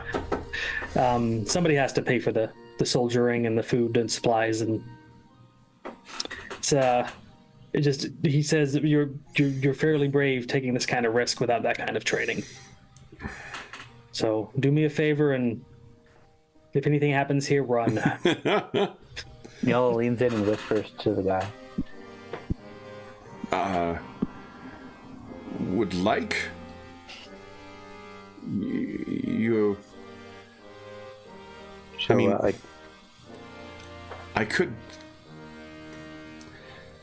we could custom create a oversized catnip, I suppose. No, that's fine. All right. And then he almost kind of remembers that, because he saw Jacopo talking to the guards before. He likely saw Ogre as well. Yeah. And kind of realized, he's like, was that your cat? No, it's not my cat. We just... friend of a friend. And it obeys him. They're friends, I believe. More than friends, Nala. They've been bonded longer than 20 years at least, I think. I'm speaking to a common folk. I'm using terms they can understand. Oh. I did not know such things could be tamed. I wouldn't call it tamed. Kind of looks back at... Again, it's more like a friendship than a pet or a tamed animal. I've heard of the Woodwise doing such things as well. So we wrap up with this guy, and we hustle our way over to the reception. Okay. Make Sounds like note it. of your... Oh, first off, you guys are going to have 2 hero points when we go to the next screen. So Okay. we'll head back over. Reiterate to the guards that they need to protect this boy. Okay. So that they ask, Sir, we have been instructed to keep him secret. And continue to do so. Should we bring more on, or just the two of us, sir? There should be two in with them, and then two two more outside. in means two less who are watching the train. I asked them if they feel up to the task with the two of them. Both, snap to, sir, yes, sir. It echoes in their metal. Then just you two. I'll put a recommendation in your to your superior after this is over. Thank you, sir. The faceless warriors who have to try to remember their voice. It's Steve and Bob. I'll remember the face, don't you worry. It's like she pulls out some chalk. You survived the ambush, now you get a name, and you get a name. All right, so then you leave them there and you head back to the reception. The sun is getting lower in the sky to the west. And you arrive. Now, what do you guys think you're going to do for... how do you think you would attend this reception with the local nobles? And this is beyond the immediate scope of the person who's the guest here. Are we expected to dance? Not if you don't want to. That's good. No, I don't want to. Like these things, I think you, especially this is the fourth stop on your whistle stop tour through Eastern Coronia. This is going to be, very much the same of what has been gone through before. You've seen there's a lot of people gossiping. There's a ton of people who are trying to make time with the prince. There will be some local military that are going to be attending, local, wannabe nobility. There will be everybody who is anybody in town attending this thing. And that likely includes supporters of Lady Anita as well. But you guys will have time with Ugo before he goes into that. Because you guys are, notwithstanding that he's got the Imperial Guards, he is closest to you three, right? So I think that before you get to the reception, you will have an opportunity to go in, and you guys don't need to be escorted in or anything. You can go up, knock on the door, and Hugo will say, "Come in." Yeah, I think that letting him know before going in that what's going on is the best course of action. Sure. So as you guys come in there, you actually would see William in here as well. Yeah, Spy Master, excellent. Need to talk to him too. Okay.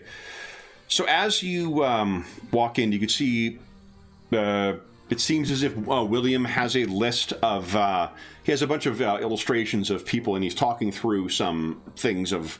of who everyone is and who is, it's the same thing that William has gone through with Hugo before the receptions at the last three places he went to.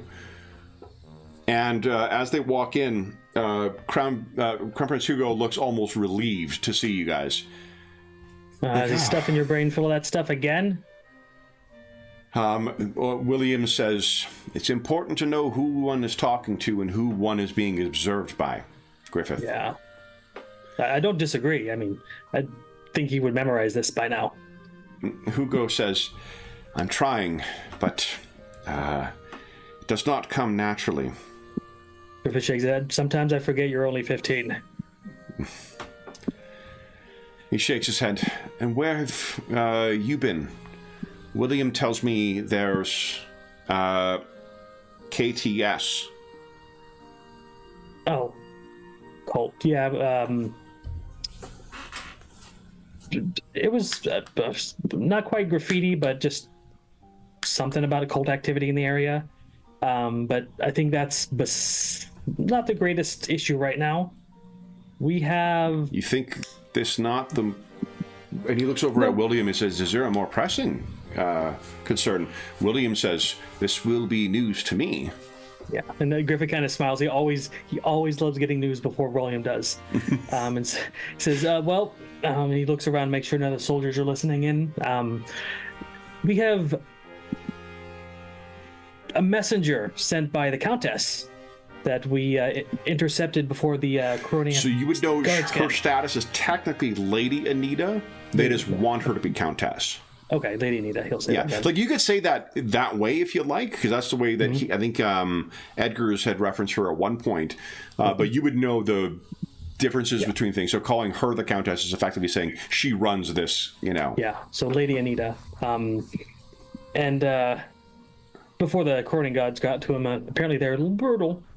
He has a great desire to speak to you, Prince Hugo. And William stands up and he says, Lady Anita sent someone. He looks over at her. Prince, my prince, your father has chosen his favorite here, but... And he looks... Is she not a necromancer, Griffith? I've been around long enough to know when slander is applied to political rivals, especially spellcasters. Necromancy is an easy slander. I'm not sure the source of it, but I'll believe it when I see her cast a spell. However, he has a letter with her signet wax on it, and it is sealed with an arcane mark. I can verify at least that's authenticity. William turns. If the arcane mark is accompanying, she is a wizard of some... She is a spellcaster of some capacity, my prince. And Hugo says, Niala, you met with this messenger? We did. He also, after careful application of conversational tactics that William would be pleased to hear, also let slip that they believe there is some impending danger to the prince. Not particularly at this event, but something down the track, so to speak. Metaphoric? This is William speaking. Metaphorically or literally? That he wouldn't say, so I'm being metaphorical. Griffith looks at William and then at Hugo and says, I gave him the evil eye, and he spilled more than he wanted to, but he's got a stern spirit. I have no reason to distrust his honesty. I'm just going to double check one thing. So one of the very fucking cool things about the noble class, John, forgive me if you already knew this, but I think Dave would have, I doubt you would have read the Pathfinder Freeport thing, but what the noble class does is you pick some subspecialty within it, so you can be like a dabbler in magic as well as a noble, or a dabbler in martial stuff as well as noble, or a dabbler in, you know, rogue stuff, or diplomatic training. I'm just double checking to see if he would be able to cast Disguise Self. I briefly looked at the noble class once, but my third party is sparse. Oh, great. So I get to surprise you with a bunch of stuff then. It's half the reason I'm really enjoying this campaign so far. Well, I'm going to try and satisfy you on a story and system level if I can. Okay.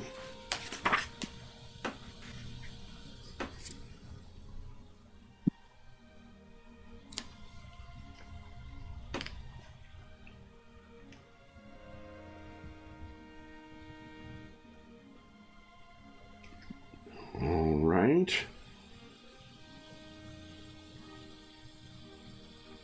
Okay.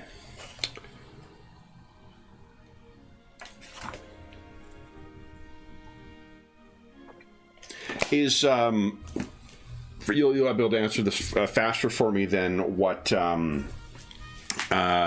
would take me to look up. Is there a first level spell that would allow William to disguise himself as the Crown Prince?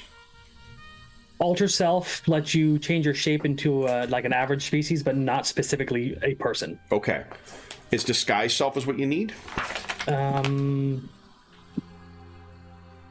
Let's see. I might be throwing out, like, I know there's a spell in some of it here. Disguise Self is a first level sorcerer wizard. You make yourself look different. Yeah, maybe it's Alter Self that does that. I think Alter Self is the one that actually changes your physical characteristics. Disguise Self makes you look different. Yeah, it alters self transmutation, and that's a second level spell. Okay. Doesn't say you can do specific. It's probably third level or higher. It's kind of funny that I didn't think of a spell, but Nyala was thinking, I'm like, wow, if only William could just do the duties of the prince and we could take the prince with us. And I'm like, oh. Well, the funny thing is the disguise skill itself is very, very apt at doing that for non-magical means, and you can take skill focus and get an obscenely high. What disguise self also gives you plus 10 for your disguise check. Yeah. So actually, and as the spy master, he's definitely going to have training in disguise self. So let's just see about disguising as a specific person, because this guy won't know who the crown prince specifically is.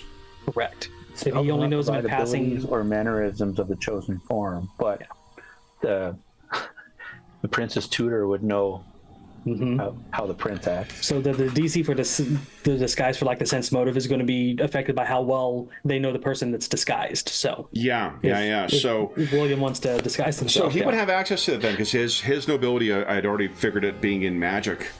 So I guess what William asks is just, should I meet with him, my prince, in your guise?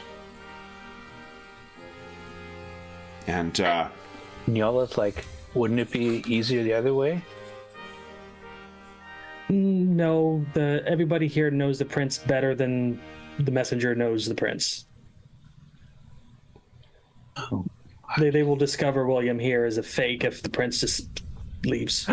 But see, she's like, I would totally want to get out of having to speak to all of those guys, and I would rather have somebody go and do that for me. Yeah, and when you say it, actually, Prince Hugo is like, he's like, oh, that's a great idea. But then he's like, oh shit, can't. Yeah, and he's, well, no, because actually he would, because the thing is, these people don't know him either, right? Like, they know there's a prince, they see him on coins, they see him in portraits and whatnot, but like, photography is not a thing in the Empire, so yeah, you know.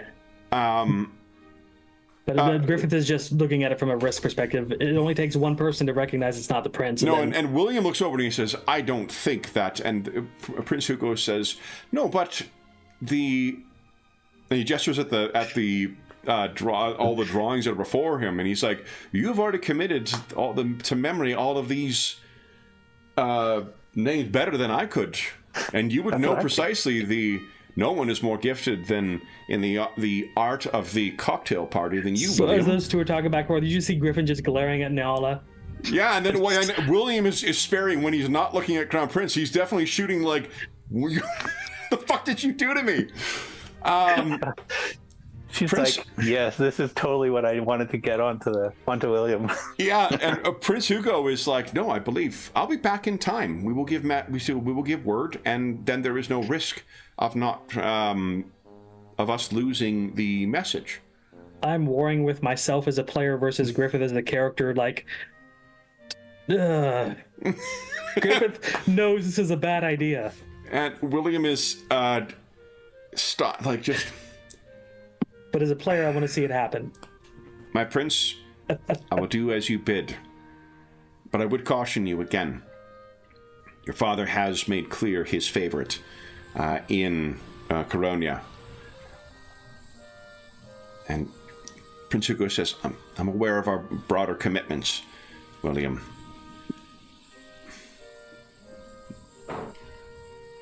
What shall I wear? Griffith looks at Nala and just at Hugo says, well, Prince Hugo, whatever you want. No. She looks at one of the Imperial Guardsmen. She goes, you get to... So maybe you open the door, because remember, you've excluded them so you could talk about this. You talk outside and like, you, come here. Yeah. She's like, you, come in the door. But you're about the same size as the prince. I love right? it. Okay. Yeah, Prince gets it. Well, because then they have a face covering, too. Yep. So she's like, hey, I could be a spy master. Holy shit, did you hear that thunder? Yeah, and I just saw some crazy lightning flash. Oh, wow. I had a thunderstorm earlier today, too. We apparently have rain coming tonight, but it's Yeah, I didn't realize we're getting thunder as well too. I was gonna take if it was light rain, I'm taking Anna for a stroll later, but not in a lightning storm.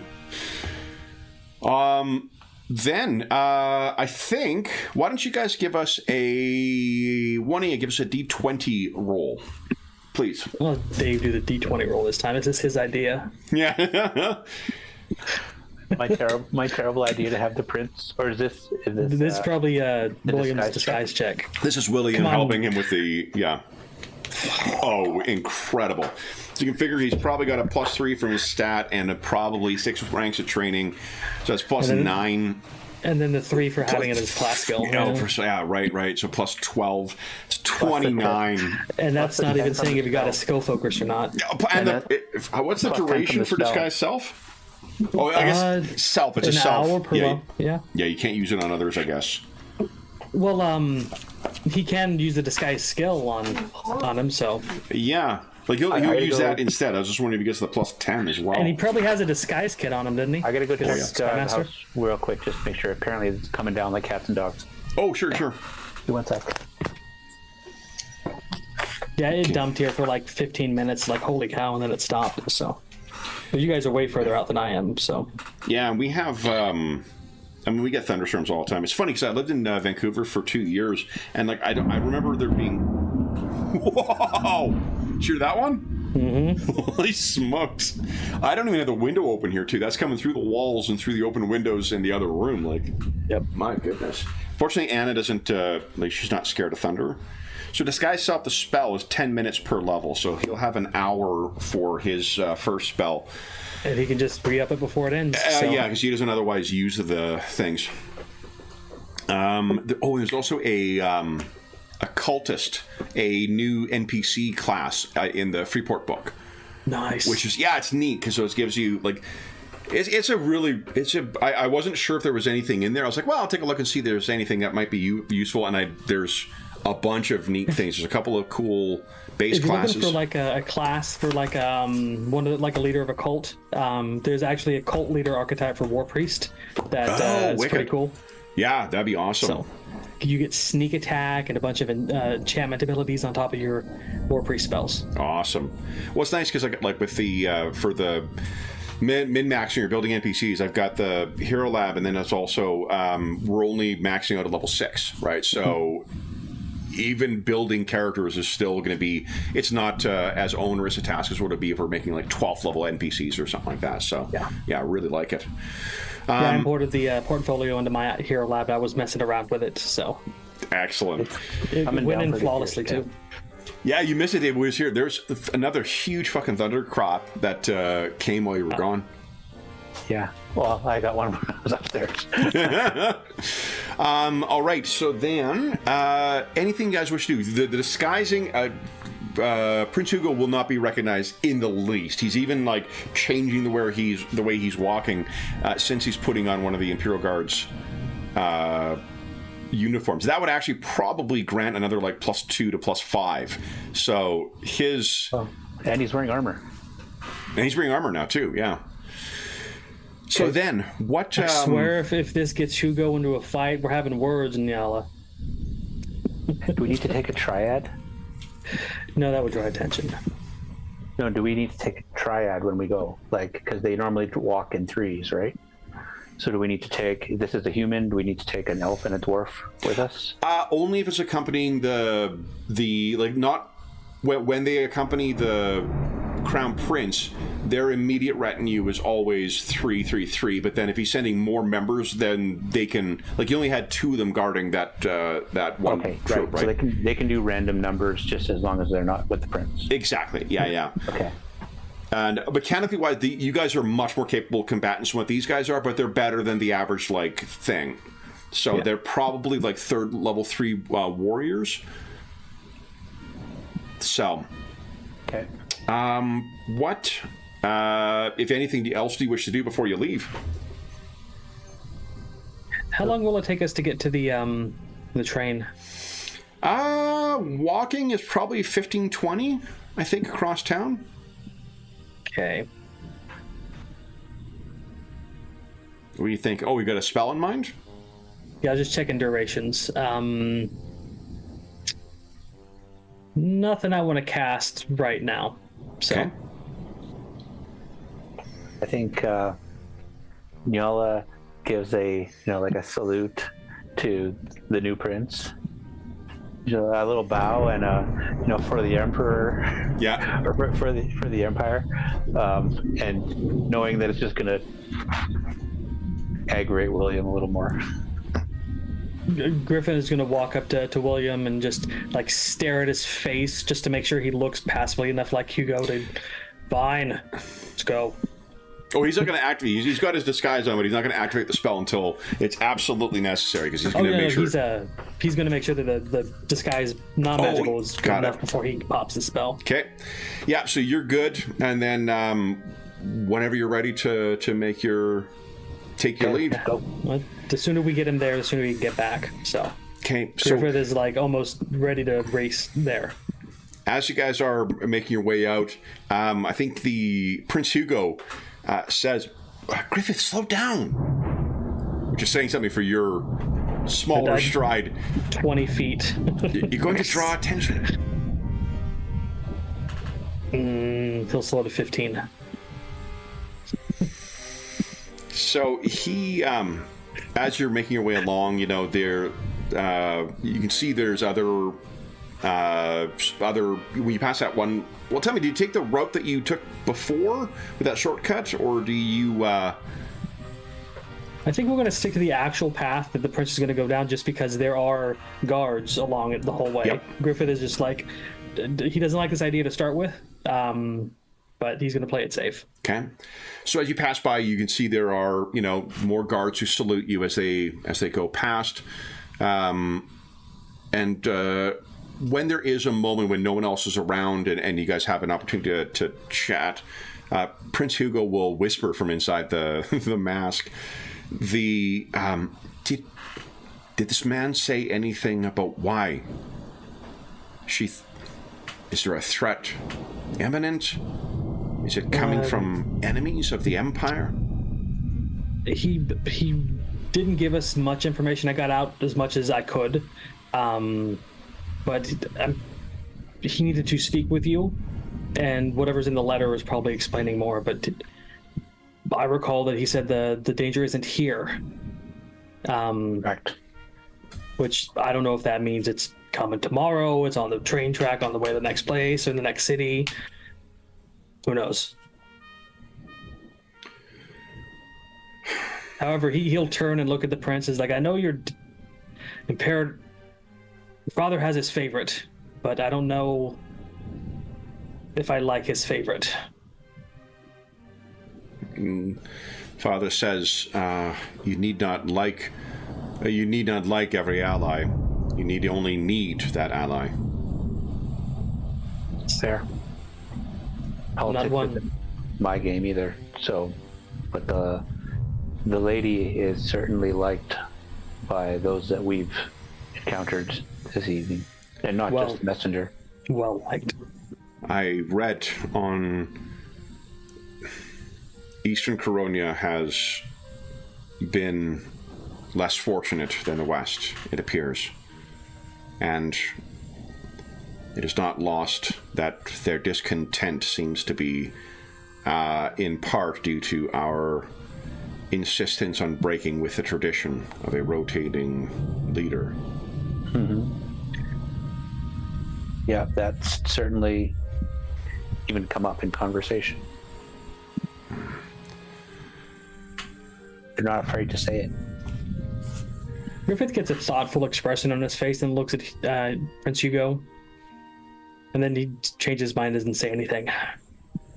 What, Griffith? It's not like you to hold back. No, it's not. I was speaking to Nyala earlier about what I thought. Your father is a brilliant man. I can't help but suspect he has another game going on here. And as you know, I'm not privy to what he tells you. No, nor... He is a master manipulator. I do not even see the full scope of his plans. You can hear the disappointment, not in his father, but in himself, for he seems to have failed, that it's a lesson that he should have learned but has not grasped yet.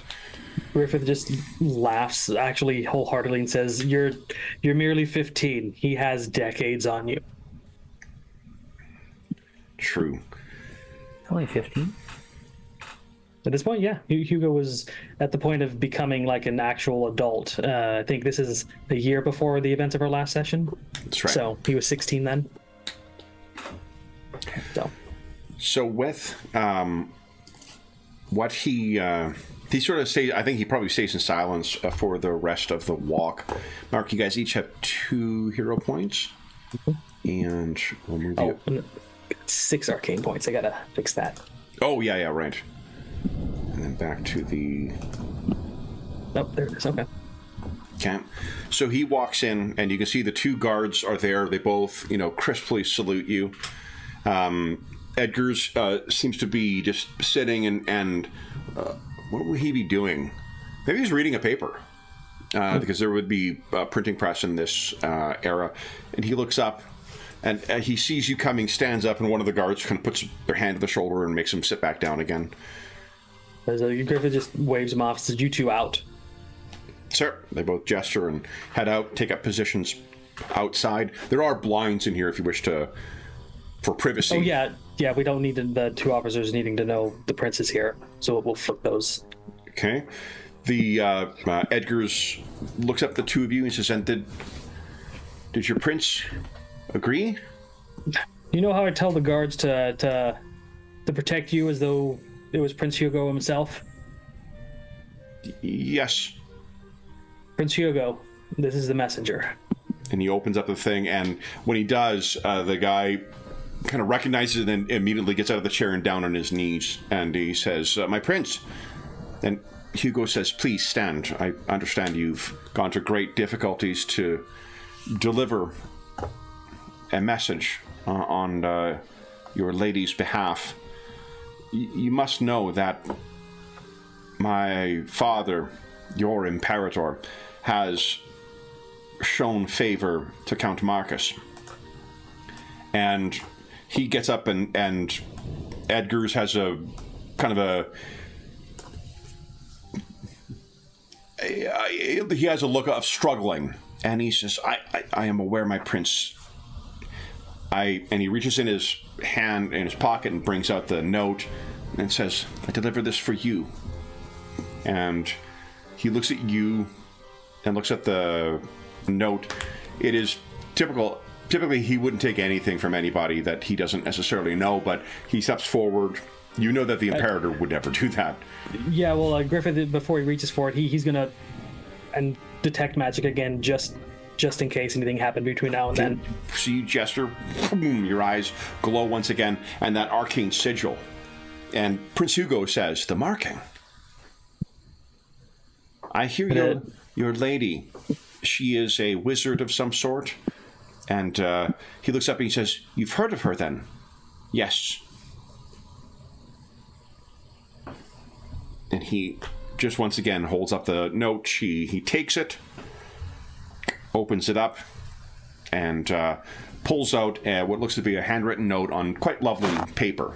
Sir Niala, you would be able to recognize that this is no doubt the kind of thing that would come from a, upper class noble's stationery. He takes it and he reads it. And he says, "Lady Anita would meet with me. She says that Count Marcus has schemes that threaten my imperial self."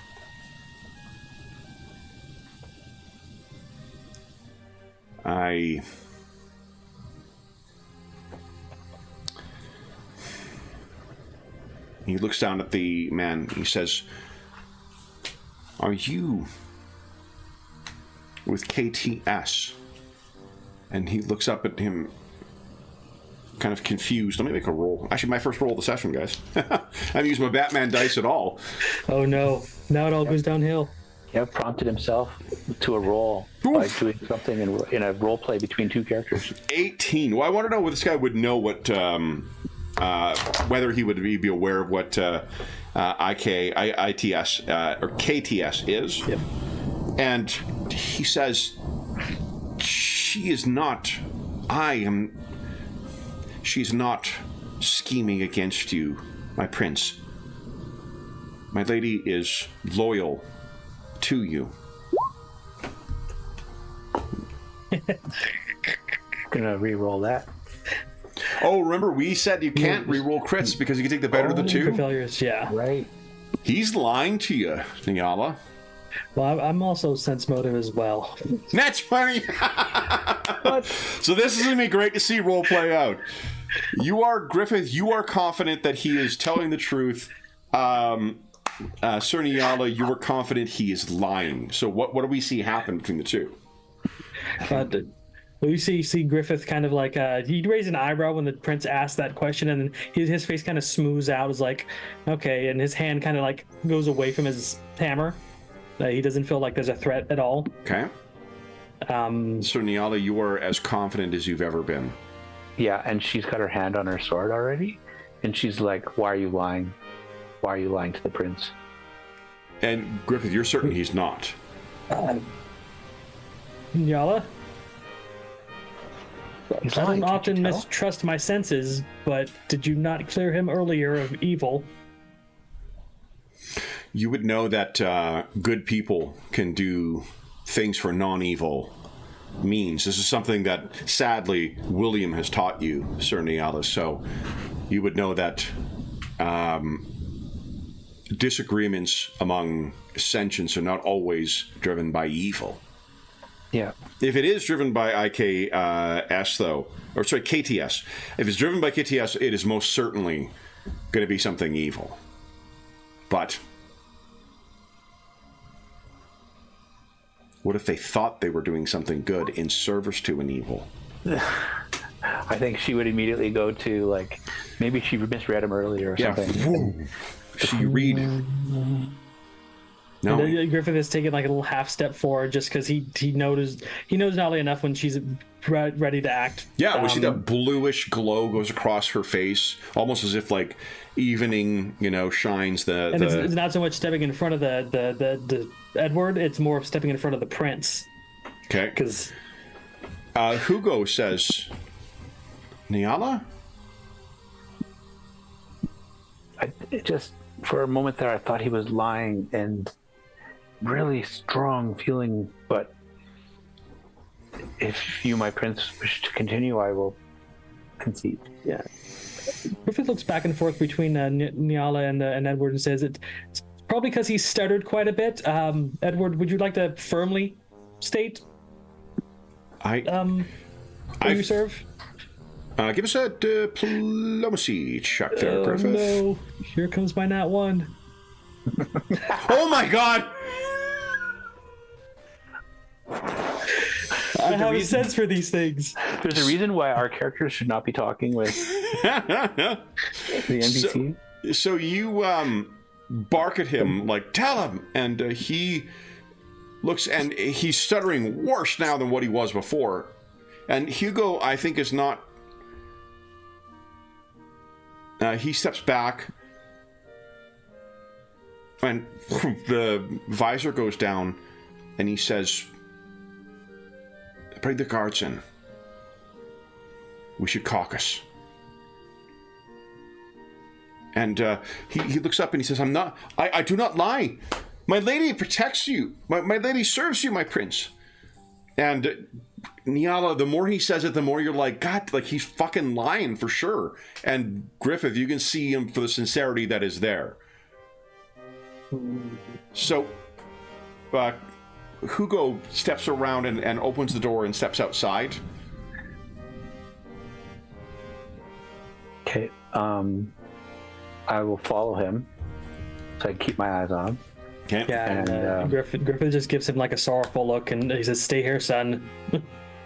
He nods. And he says, "I do not lie." So if you step outside, the two guards salute you. Remember, in his disguise, the prince can't give commands to the guards. Yeah. Yeah, and then he says, you ever look at the two guards and says, in there, keep him safe. They gesture or salute, and then they head back inside, close the door. There's probably a place in the train away from the crowds where he can walk over. And he is pacing, and in place of the convincing sort of like guard's disguise that he was wearing before, his shoulders are slumped. He looks like the, child playing dress up that he actually is at this point. Once again, as soon as Griffith is sure they're not near shot anyone, he says, I don't know what happened in there, Prince Hugo, but I swear on my honor as a dwarf, I believe that man. I do too, but I trust your judgment, Niala. You think him lying. You see the hand of the Dark Seven? Him. Yeah, there was something about him that, in that moment, that different than before. I don't know. I don't know what she saw, but yeah. So whatever his connection with this, what do you make? If we believe him to be, and the lady part of this cabal, then what do we do? Well, perhaps we go back to the party and the prince excuses himself and we swap out and we bring William with us as you. If it's a trap, it's sprung with William there instead of you. If it's not a trap, we justify it by having to fess out if it's a trap. Griffith, give us a spellcraft check, please. Absolutely. There's a baseline. No, actually, you probably would just know this anyway.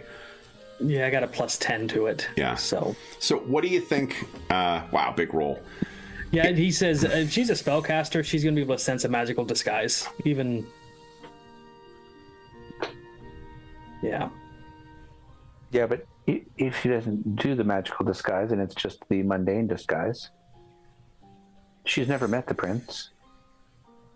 Anybody walking into that situation with magic active is going to throw the other party off and raise suspicion. Like I said, we don't need magic. We have the master of spies in a disguise that he's created that looks like the prince. Oh, but his is augmented by the magic. Oh, right. Right, because he's got he's a dabbler. Yeah, Griffith says, as much as I would like to offer advice, this is a decision well above my head. And he looks at Prince Hugo. I understand that an ultimate decision will be for me, but if she is allied with this cabal, why would she wish to meet with me then? And under such pretense?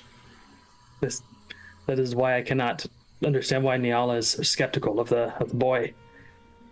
The obvious response would be is to kill you, sir. But to what end? If she wanted to kill him, she could have sent an assassin. She could have. And what does she gain through my death? Civil war. How? Prince isn't even in control. No, but it would show weakness of the Empire, and I don't want to speak ill of your father's favorite, Prince Hugo, but I do not trust that man. But if they were going to take effort to kill somebody, wouldn't killing the Count make more sense? It would. Though, what little I know of the Cabal in past is to sow weakness and disarray. Discord, yep, and confusion. My father has not decided or made known his thoughts But I know the escalations with the sovereignty weigh on him. And if war is to come, the resources from Coronia will be necessary to fuel that engine. That's why your father has picked them. I see. I think he wishes to keep secret his intent, but it would be unlike my father to give up such a treasure as the Coronian lens for no purpose. Peace, or at least stability in Coronia, would enable him time to arm his armies and make ready for war. If disarray is the intent, my death may accomplish that. My father's That's attention. not happening. If that is her goal, then we thwart it by simply not meeting.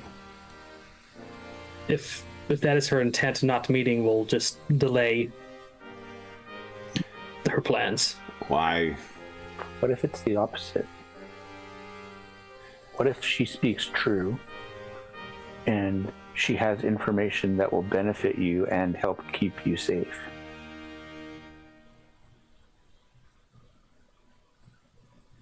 What if she knows of the Count's plans somehow? I am not as able a judge of other rulers as my father,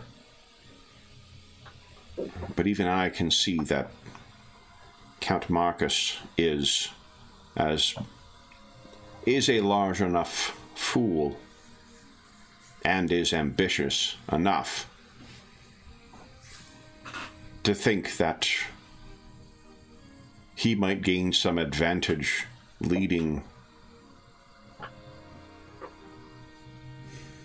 He may view my father's generosity with a lens as weakness. Hey, Kev. How much of the history of the cult does Griffith know? That because he kind of wants to know how often have they managed to worm their way into noble circles and start destabilizing things from there. Several times have been revealed over the course of the centuries of the Empire's history, definitely. Okay. The thing that is the most perplexing about it's in keeping with the symbol itself, is that it seemingly does not have a connection to other places or other times. Okay. It just seems to emerge, and then when it is manifest or revealed, it is a threat. And then it's, there's at different times, at different degrees of how far along their plans have been. Gotcha. But most definitely the nobility and like rulers of not rival nations, but like client nations, definitely have been a problem in the Grindlehaus Empire over the centuries. And we haven't found those symbols in any other town we've come across yet, have we? Not thus far, but it was Jacopo's keen kind of vision that he managed to spot that thing. Whether this is the first one that you guys have encountered or whether this is the first one you found is two different things. And the challenging thing with it too is that there isn't any magical marking to it, so it's not like you can just cast detect magic and be wandering around looking for it. Yeah. Does that answer your question? Oh yeah, for sure. Because the Griffith was like, if we're going to suspect one noble of one thing, we should suspect the other one as well. So, on the other hand, Count Marcus may simply be greedy enough to take my father's favoring of him, and he will rob every coin he can that is earned from the mining in the east. If it's that particular rubs Griffith entirely the wrong way. He says, people never learn, do they? Tyrants always fall. You can see he sighs at the conclusion he has reached, unless they are propped up by more powerful ones. Even then, it's a matter of time. The Coronians are subjects to my father. And so our ultimate responsibility is our duty to the Imperator. Which services the Imperator best? Risking a meeting with this Lady Anita, or risking not and seeing what schemes Count Marcus may have? If I could give any advice, Prince Hugo, Please. It is you will be the always Imperator valued. one day. You will be making decisions like this. What would you rather be known for? Making the heroic choices or the safe choices?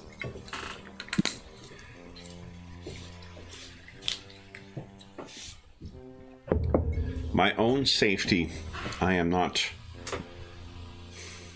I have you, I have Nyala, and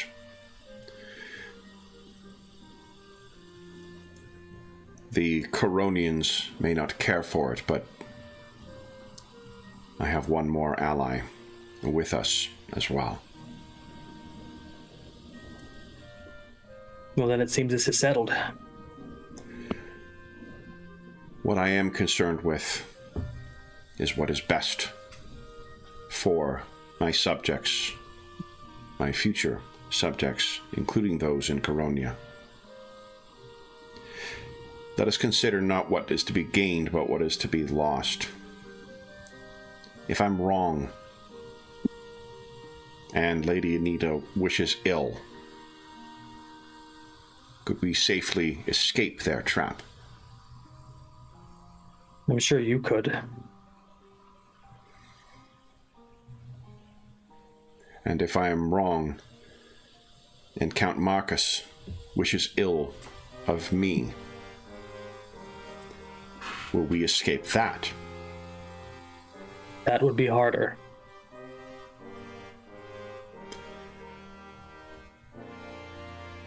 Then that which gains the most and risks the least appears to be meeting with Lady Anita. Yeah, if she turns against us, we can crush him. If the Count turns against us, a lot of people are going to die. Yeah, he's got stronger forces that we're aware of. And he has the favor of my father at present. Then, Plus, you already have a replacement visiting with the Count and others right now. Do you want to do everything in one night, Nyala? Just saying. you canvass William to replace me for this meeting, or to leave him to entertain the others and see Lady Anita's intentions for myself? That's what I'm thinking. Griffith is conflicted. Yeah? How so? He actually feels like Hugo is safer with us than he is at the party. There's just something telling him that he's not safe there. That's what Niall is thinking too right now. Yeah, and just from a character perspective, he would love to see Hugo get his hands not dirty, but in it, to see the fruits of his decisions in action. So it's like a growing opportunity for somebody he's been mentoring for 13 years. Mm. And he's in armor. He's got two of the best protectors he has, and Nyala could pick him up and run with him, and Griffith would hold them back and then get away.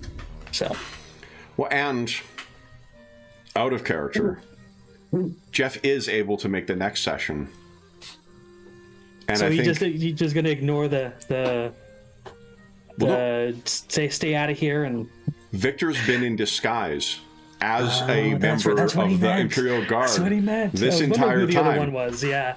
Okay. Nice. Yep. You think he would go anywhere without his bodyguard? No. And you think that some local custom or superstition is going to dictate how the Imperator keeps his son safe? I was hoping not. So yes. So then I guess it's This is just going to make it that much harder when we go back to the real timeline and we've lost Hugo when he's not there anymore. We're digging our hole deeper, guys. So then Sir Nyala looks over at Griffith and goes, "Should we go get him then?" And then Yeah. okay. So we'll go find Victor and then we'll head to How about you go Prince Hugo- find Victor? Me and Hugo are going to go talk to Edgar and find out where we need to meet. Perfect. Then we will, and not for nothing, Victor has been kept completely out of the loop. So in character, at the start of the next session, you guys will be able to bring Victor up to speed. with a recap. Oh, so fun. Okay, so then for those, that's two advancements, or two steps towards an advancements we got now, guys. Look, guys, we're leveling up without fighting. Yeah. Another reason I thought this would be, I'm very pleased with how P6 is working out so far. So for those listening at home, thank you so much for joining us for Chapter 2 of The Last of the Falling Leaves. As is always the case, if you have any comments, questions, or concerns regarding the session, the campaign, or the game we're playing, please don't hesitate to leave a comment in the comment section down below, and I'll endeavor to reply in a timely fashion. There is also a link down below in the description of the video to the Dungeon Musings Discord server, where all of us are active, and we have a channel there dedicated to Pathfinder 1 and D&D 3.5 games, where I've posted these characters. So if you're interested in seeing the character sheets from Hero Lab for these characters, you can find that over there. There's also channels dedicated to most of the campaigns we run on the channel and most of the games we run on the channel, as well as things like finding a group or GM discussion or but there's a really, really great community that has built up over the years over there, and you are more than welcome to join us. There's also a link down below to our friends at Noble Knight Games. Noble Knight Games is the preeminent unionized retailer of hard-to-find and out-of-print RPGs in North America. Not only do they have an amazing selection of new role-playing games, board games, and card games, they have an unmatched selection of hard-to-find and out-of-print RPGs, including my, Ultimate Psionics book. I got my copy from them, John. Fucking near mint, like it was still in wrap. Oh, it's so nice. If they do not have something in their extensive catalog in stock, you can put it on a want list and they'll send you an email when it comes in. And if you make a purchase of $10 or more through their website, be sure to enter the code MuserMashup. All caps, all one word. It's listed in the description of the video. You'll save yourself 10% on your purchase. That'll change at the end of September 2024. So if you're listening to this after that time, come back to one of our more recent videos and you'll see what the current discount code is then. There's also a link down below to something called Heroes Save Villages. That is the charity fundraising campaign we run on the channel. It benefits the SOS Children's Villages International Charity, a really incredible organization active in over 130 countries, benefiting over 80,000 orphaned and abandoned children, including a bunch of ongoing relief efforts. You can learn all about that by following that link, and any donations that go through that link go directly to SOS Children's Villages International. None of it goes to the channel or any other middleman. It just goes to help out the kids who benefit from their activities. And as a small way of saying thank you, if you donated $25 or more since the start of the year, you will be able to vote on the 4 remaining sessions, charity sessions that will be running throughout the year. We have next weekend our first of these charity sessions for the second half of the year. We are doing mashups of classic modules or adventures with RPGs they are not designed to be played with. And the first one up is a mashup of the classic Expedition to the Barrier Peaks Dungeons & Dragons adventure with Modifius Entertainment's 2D20 Acton Cthulhu. So we'll be playing that next weekend, and then voting on the next mashup will start almost immediately afterwards on the Charity Initiatives channel. And if you've donated $25 or more since the start of the year, you'll be able to vote on what game we're playing, what kind of heroes we'll be having for the 4 remaining mashup sessions that we have this year. The last thing I will say is an enormous thank you to our stalwart players. So Dave and John, thank you so much for playing today, guys. This is I am having so much fun exploring this world and learning about this world with you guys. So really, really great Flashbacks are session. amazing. Then we will be back in the Grindlehaus Empire in 2 weeks' time. But until then, we hope that we gave you a few hours to take your mind off the troubles of our world and think about the troubles that our heroes and our confidants to the Crown Prince Hugo are undertaking. And until we see you again, stay safe, stay healthy, and happy gaming. Yeah.